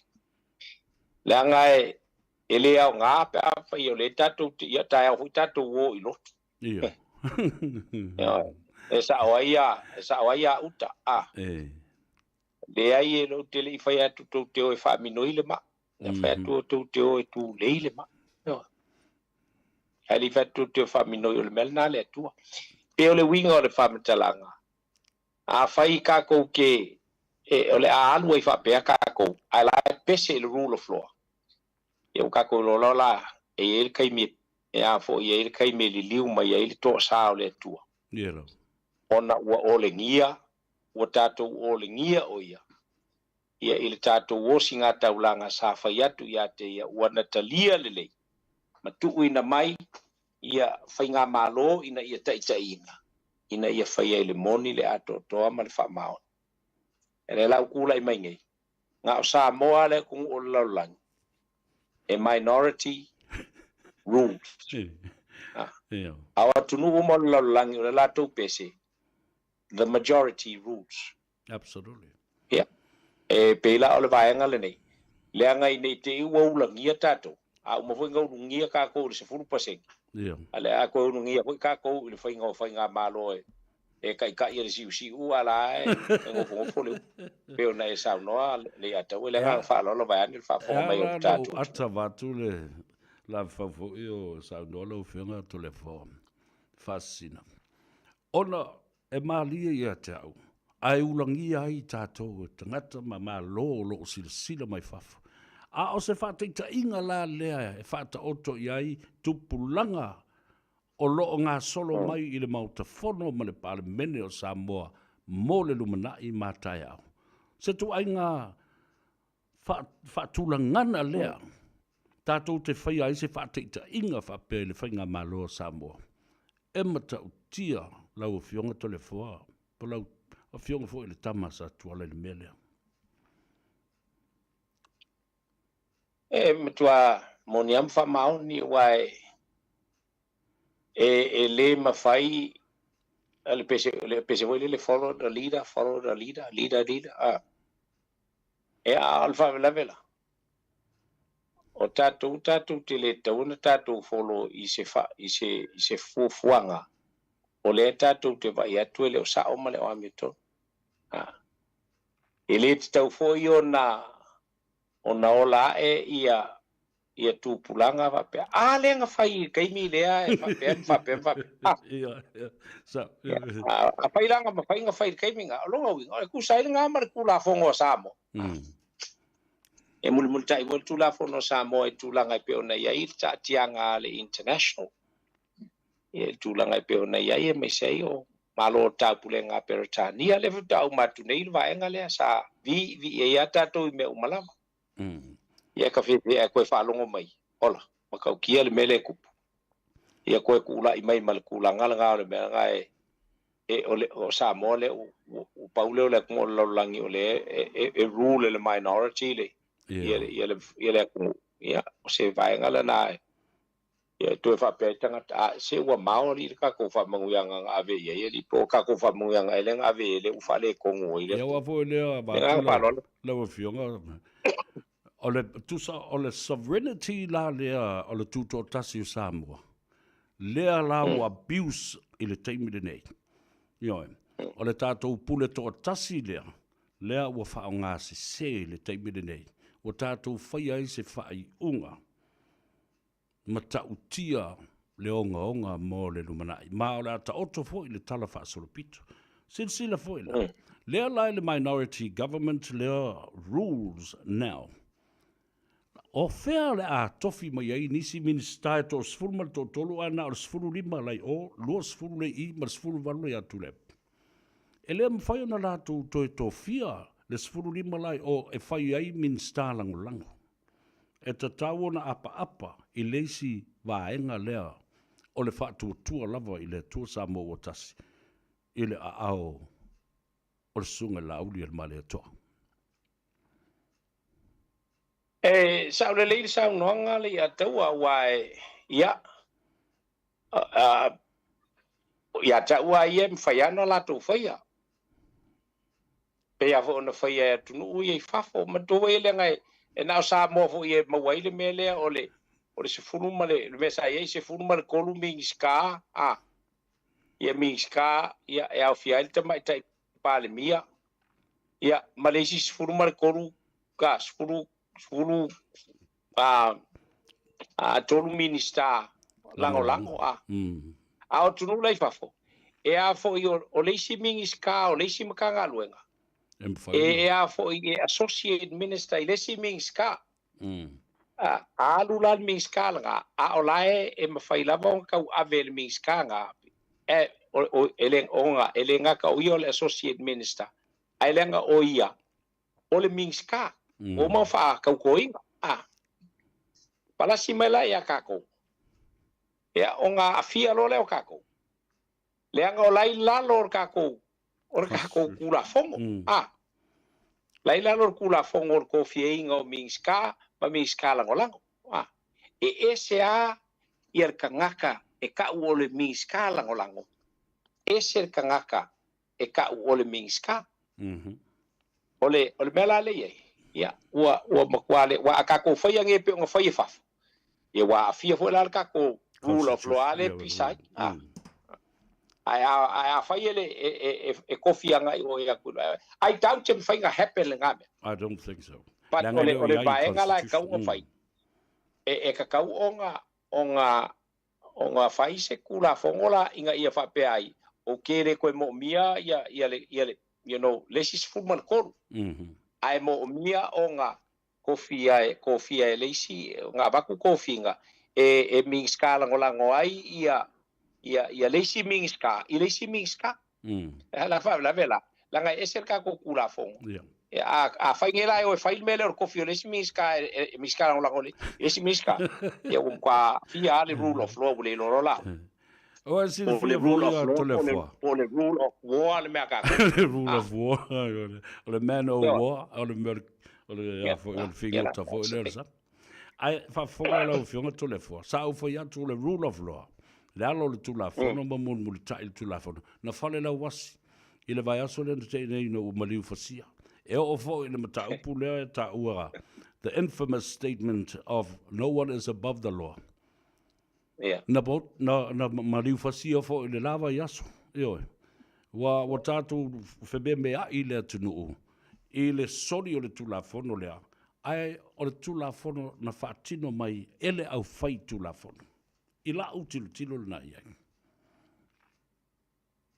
Well, I think ole pena na saunoa le ata wai matwa le ia ma se vai nga te na lo tau fil vai nga le ia. But then on the other hand, I think for kwa iloa kanga nge onga fai se si fo fuanga inga ia kusai marfinga ngalo le tunu.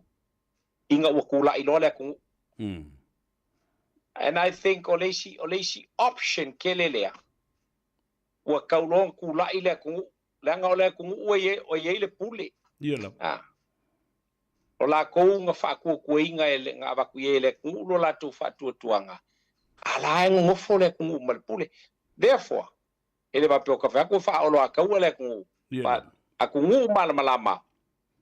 That leaves no other option. But the people will have to rise up and give them the consequences on bele. Pawanga bea ole rise law, the power of the people. Ngai lolo mea nga fai. Ile nga falo. Oa ni le sona tā ua e me whai ona tātou a oina mai le mea lea. Mō le tātou a inga whātua i le tua Samoa Watasi, mai lātou uma o loo te talo pēa, ma whātua pēa, lātou te talitonu o loo i ai, ia le marama lama i le isi tū o le tano. I think ole vaenga la mai ona tilo I totoa I ai. Asi silange fo e lua ia kula fongo ia ka ia le kulanga o kako whainga malo ale ia taua. O inga ia sa ili se whainga malo e pule el paki. E pule el paki o le paki la ke bakunga e bakua le kusi o sengi mai le vaenga whapufai. Ua ia whapeo o fia me, ia le ua ia fia me ia le napa, o I le fast le napa ma ua fia me ua ia il whakua kuanga o le kai le o le vaenga whapufai, ma la mangingo wa whai o le kai le o le vaenga whapufai o le kanga kai o kulanga ngao ia. Ai o le whale vela le mele vai e kui. E maua lo le pale mia. Ai koe whau kula, o le mkua wha valea o ngai kula fongu le a kaua. Ua whike nga I ngeila. Le malo si anga o le a fo I o le kula fongu o whainga paloka. Ma le wha vai. A le ua koe au mai. E le mawhai e wanse pale mia I lor kangaka. Ai mga o langa vai whai wha malolo. E le mawhai. It becomes a constitutional matter. Wa alula le maka upu lea. I le pale menge. O le fisili. O le me la alu e fo le pale menge ele palo ka ele filfiria le pale menge. O me ia nga kalepe uma e stui ma le HRPP. Wa le pale menge lava sa fa ia le filfilinga o me uma lava. Filfiria il fong fikalai. Fa ku kongo le pale menge. Ia e fa penga fo ile fionga ile pale mia. O le koe whai ala I kongo le pale menge. O le ua aloa, ia makaua loa. Ia meo o le a fo I o le. O anga paenga wha upu whai. Le ua kaua loa. Aloa ia le Samoa. Al wha velawe. O kako kula fo. Only when it suits themselves. O papa. O ke longa fo I o le whaofia kunga fo I o le melea. Inga ia pui. O le mafofo kuila e pai alanga ia ala le kio alu le ka pasa kuila e pai elanga vaenga avaya e o kengia pe o kengia ngolanga fangau e fai a ma foi langa ke silafia ele ma fai elanga vaenga fa fai un fa malolonga once he's the sworn in prime minister of the nation that's it a manga ola e fa malolo e o al parlemento e fa malolo ai do o le filfilinga al vaenga fa fai le kai so Ua pea in kula fongo e whau in kaka fo ie o lai kongo le mental institute mea kako. Lea la whatu nei la tala. I lau fionga tole fua.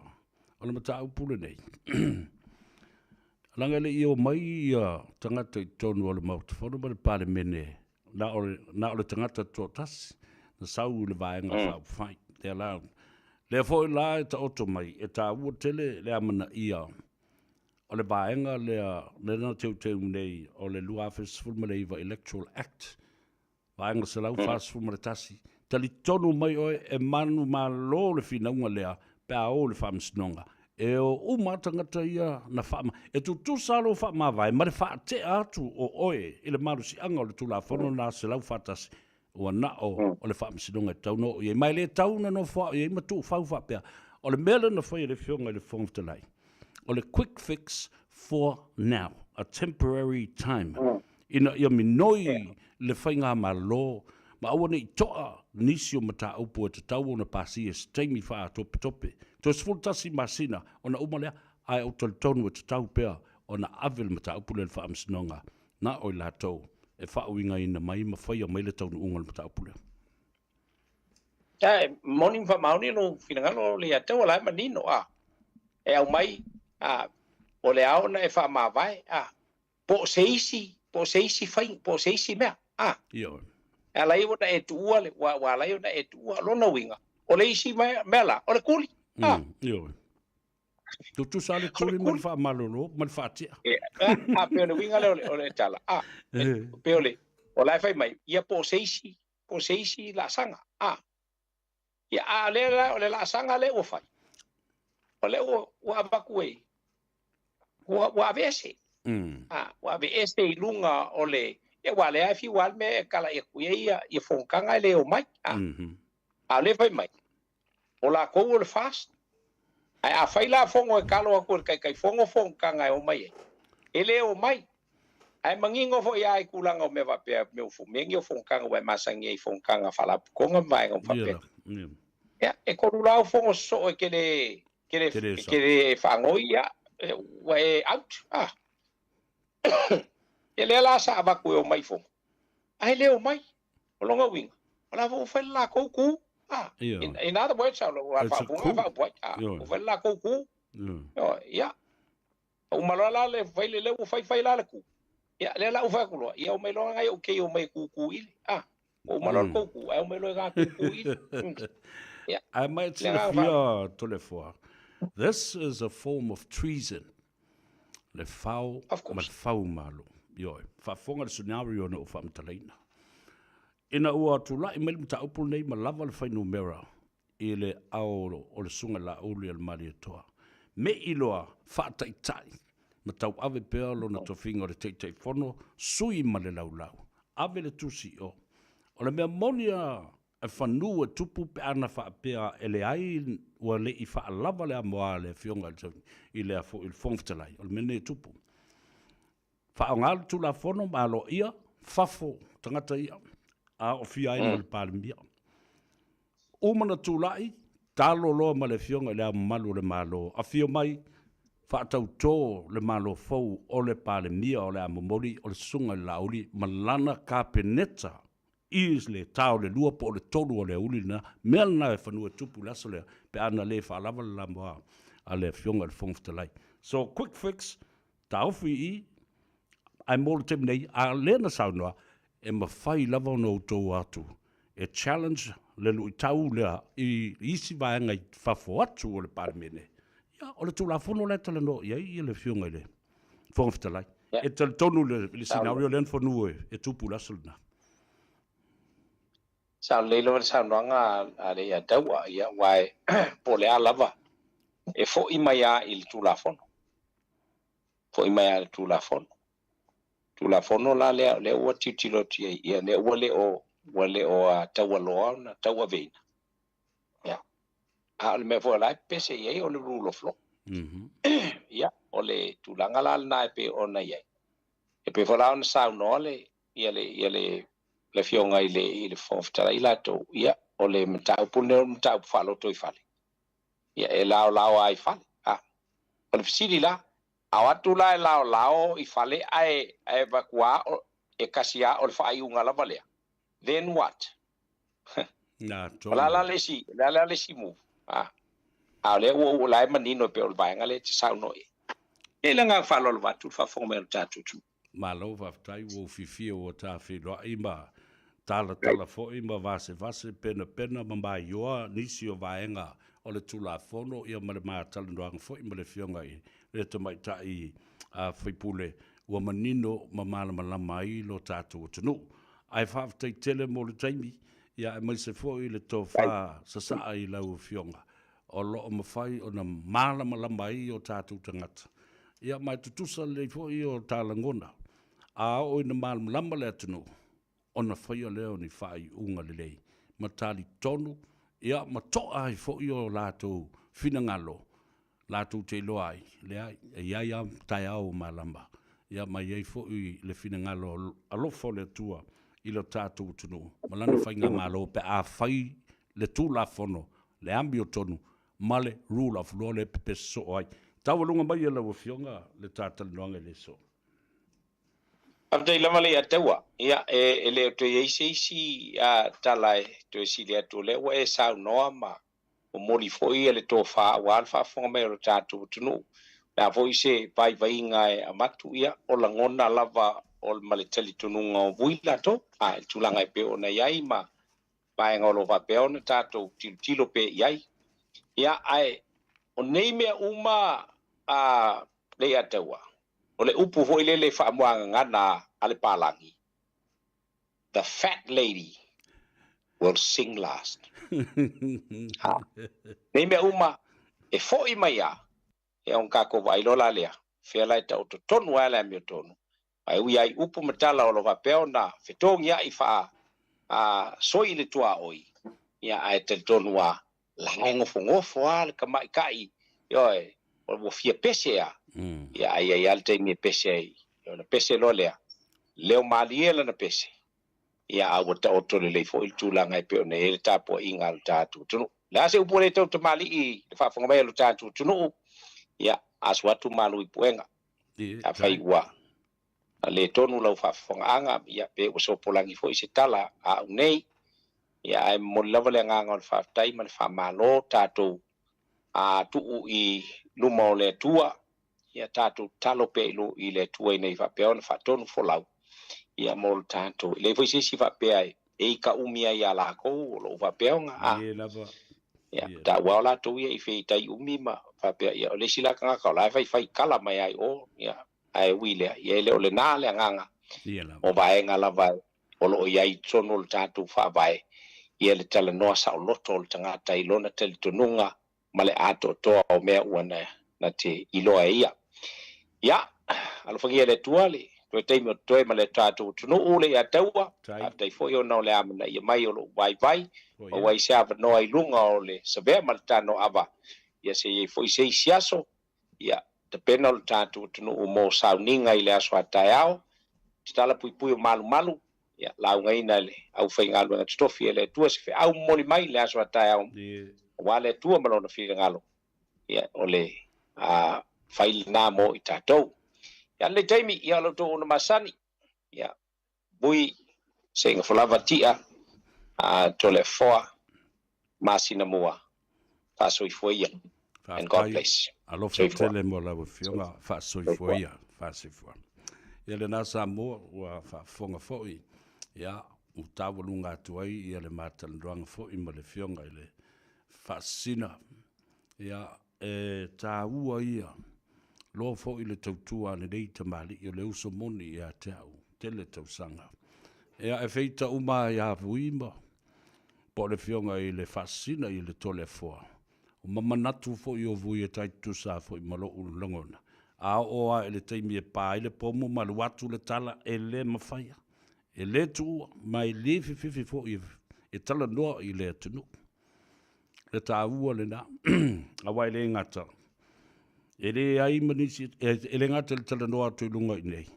Ai au fo ina whafsanga i le atunu ma senga ula ma ona tupu ma ona e. Po whea lava, po le malai, po le mauta, po le lawa, po le kalisia. Tātou te whalongo lava. O tū le ati ma le toto. E whaasoa i le atunu ma Samoa. I li pala ai i le fifi. Io, le ala le nā. O moli atuai mo onga le lei ia te oe malau whaafonga mai i le whaasoa i le so ina ia tafi manino mau i le tāua o ma tā upu ia i le eisi e whaaleanga i le itu ma le itu ai o na ngā ruenga leo lo whaatino o upu ia lua dissecting and analyzing issues. Vasi vase ma pena pena. Lea mata upu ma lea mata upu. Ma mai yoa le lei. Ina ia mawhai o na whaawhaingo fie. O na malama lama ia i le tunu. Ia lea la o ta oto i le so. Ia. Ia fo i mata upu sa tala noa i ma le fionga. I le tamaitai. Whaipule. Le sunga e Mulipola, Ana Rosa, Molio. Mole tuai fo i alofaanga. Ia mamomo onga lelei, i lau sunga me Mulipola. Ia le tamai a Mulipola, ia male tina fo i asei, i mangele. Alo le tapuai. Alo le whatotoa. O le afiafia na nei, whatalo whatu lau fionga i le tapau le ala taua. Lau fionga aiulu potea John Roach malfaltua ya ula. A lor ngā lue le nava yaso ngā ngai fwoi o whaiva. O lau fionga ya aiulu potea male faletua ya mese fwoi le au whai ngā luenga le John Roach Motors. La fiafia na nei ya o le siva tele le nā. La whai o fwoi le tātou wharakalapu. O le Oats Club. There's a social over there tonight.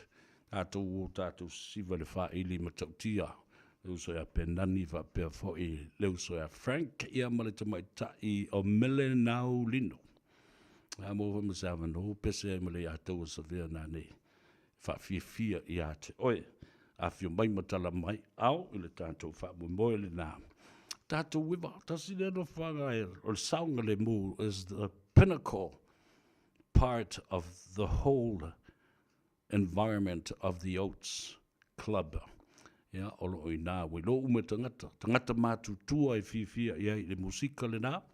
Yeah, whapena foi the atmosphere and the environment. Nice music, beautiful music. Yeah. Anga iani iai mawai malau steak. Re ai fuare steak. E ko kongi lau steak ma fia. Ea. Yeah, ta ua tele le nā. Oats Club and Social tonight. Beautiful band. Yeah, male. Ile no whanga le nā ole Otahuhu Rugby Football Club. Yeah, talking about football club. Ole tausanga fo ia uni. Te mi tonu wale na ole tutotas. Ole a whailonga i fo ile se lau tausanga.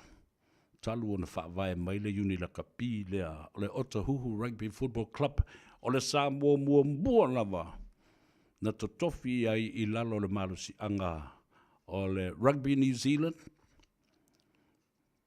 Ole fionga ya ailupotea John Roach was the first ever Samoan to be selected and became the president of the Otahuhu Rugby Football Club. Telefui tangata la kapi lelei ya na ta aloi I pe ole mea Lamu Brothers o lava le ol peleki ya maisi au te tele ale atunu 100th century the century celebration of Otahuhu Rugby Football Club next June. Ta ua tele malawi lua tele ia le ne foi kalapu. Ya, ele ngata le na, ole afia foi na nei. Ya, ole afia foi le feilo inga foi mota, le tatou mafutanga, le tatou nuu mota, le afia la ilunga tu ngafale lua. Ole Oats Club ile afia na nei. Ta ua tele, ta pena tuai tatou. Ya, mo le tātou wha moe ia uni. I le tausanga le nei. Tausanga le nei ia uni. Le atoa iai. Le selau tausanga.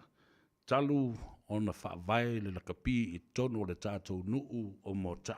And that is a proud moment for all of us that used to play and represent our village I le tāloga lakapi. Ta uanena. Fisko kilo ngisi le akako whiloa iai. I le savali le nao le tuto tasi le tausanga le nei. Lua fe lua se furu ma le lima I le masina o yoni. Ia, le na. On Fa mai atuai la ia leo le tātou proklama de ngale ia toi lau vai leo la. Na utau nuu ia tātou whale o loa uma masani na e pei o na iai ia le tātou mauta sumari tolu Lappington Road le fionga le saoli a tuala ta wātou pa utino ma le whaletui a peka muri atu le ngang whaftai i le anga le lei fo i le atunu e mai se fo le nei tau mwhainga vai vai. Ia olo o mawhai o na suru whai atu i eile atunu ia mamawai le vai. Sfutolu Lappington Road i Otara. Ia whapea fo i le tātou no whanga lua sfulma le lua Templeton Place, Glendon, Monroe, te iatu ia Nive Maria, ma le tamaita Mareta Sawanga, ia ma le tātou whale o loa o le Tasi Market i Mangele, Mangele Town Centre, te iatu to le foa, ia whapea fo lo fionga whauletane, Peter Silva, ma le au whainga ruenga. Oso mai o le pito lai ai le McDonald. Ia e tau ai. O le tātou whale o lo mo mua le nai lo i tū tom tau. Ia e tau alunga i Lumera Tasi, Triangle Road, i Massey. Ia po au ki lani i sifo Grand Market, le sa iei le Tasi Market i asoa ia la. Lo tū mau i le teimi le nei. Ia le Tasi Market, le Grand Market, ma wai fo i lau vai na maisi o loa Samoa. E ia se mea ua pa ui atau. Ia. A le mea le nā, tātou nofo talo pēr i le lofa ma le anga leia le tua. Ina ia masuinga mali. Ia alo whaiva o le tātou tunu. I Samoa, nei fo i vaiaso, tai au, o le sapati, asunga fua, o le aso malolo, ia, whamanatu e fui, le anniversary, ia, po le aso whanau fui. O le aitele i aukilani nei. E tele isi vahenga wa ta manatu, o le ua ta tonu le tu lai wha, o se ue fui whanua, ia le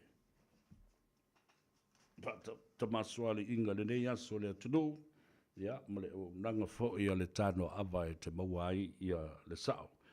Whatalofa whapitoa lava i le tina ia lilia sangala, ia o le tina le nā o le ngāruenga nei le Radio Samoa, ia o whatuvai, ma lio e lau whina tina, le te ue whalongo mai whapea ai o te palau vare runga. E whamai le ai kangwa ai whai au ka.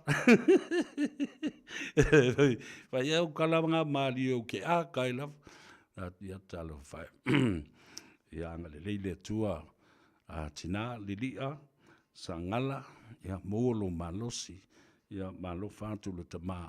Pai atu o na au wha mawhanwhana ma au wha malolo, ia, ave ese ai ti ngā mga ngase o le tino. Alo whātu le au whinga luenga a le Radio Samoa mo oe a maise au nei. Le a tau o savea ma le porakalami o le ngā ngaifo whaiva. Ia, whapea fo i le Tanoa Ava, whaaftai te talo mai, whaaftai fo i le tāpua i mai i le ngā luenga nei o lo whaatino. Ia ma wha maulalo atu fo. Ia e whalongo mai wakau kele fo i le fe e o savea. Ia na pau o le ngaru. O tō umai lunga le tātou api o fōlinga, whaafitai tele la Facebook page, ia, alo whaafitai. Ia, tufa le tātou por kalame whapena fo i le tātou YouTube channel. Whatalo whātu i nei, ta mamtina mātutua.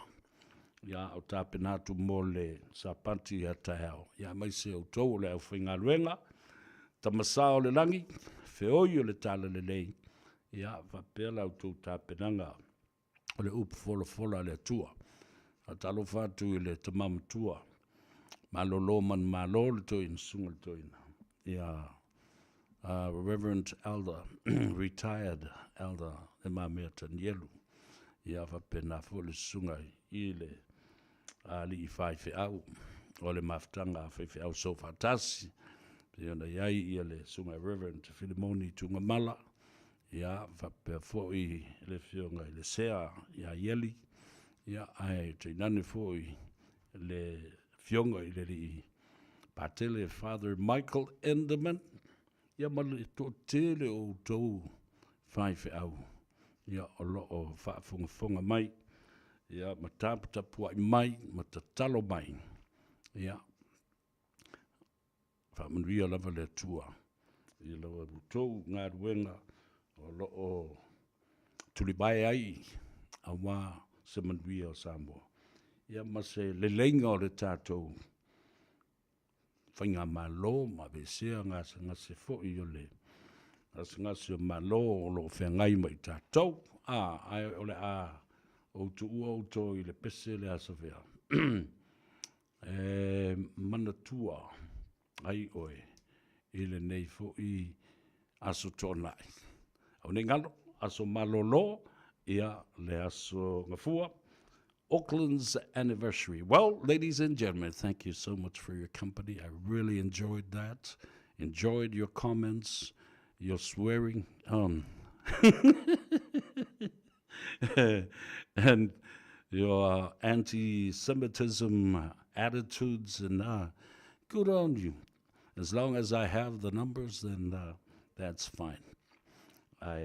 You look after yourselves and have a great time at church tomorrow if you're going to church. And then for all Aucklanders up here, it's a holiday on Monday for the Auckland anniversary. I leave you with one of my own songs here to send you my love and best wishes to Fasikwa.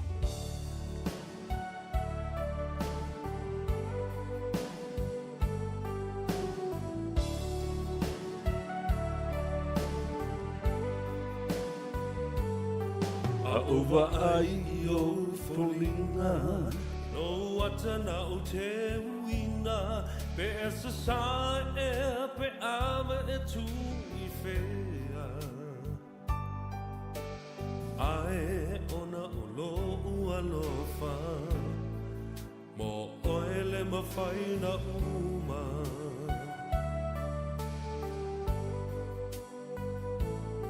Ta oto I foi le poisa E whaangalo le whaingata Ai mana tua pēr o folina Ai ona ulo ua lofa Mo oele mawhaina uma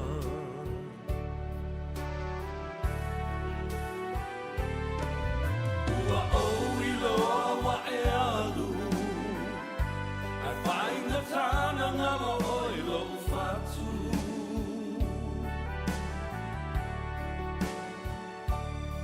Tau mawhai e whaangalo Ai mana tua pēr o e se aso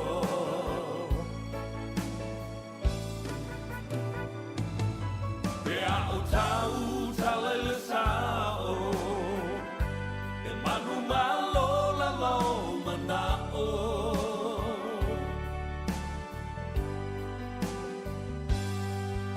Ua o iloa e alu E whainga tāna ngalo o e lo whatu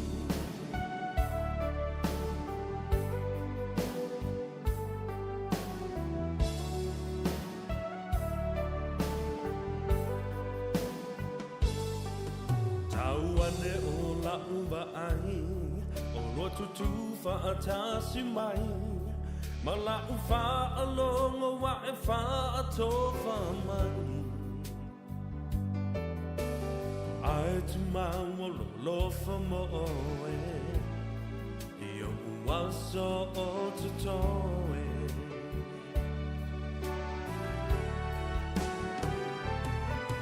Ua o iloa wa e alu Ai whainga tāna ngalo o i lo whatu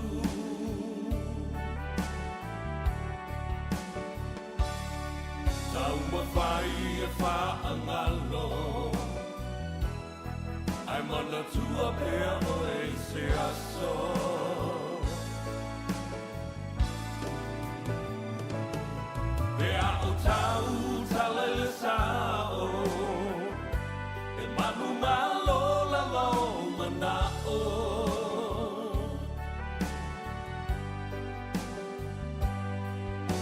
Ua o I loa e alu E whainga tāna ngalo o e lo whatu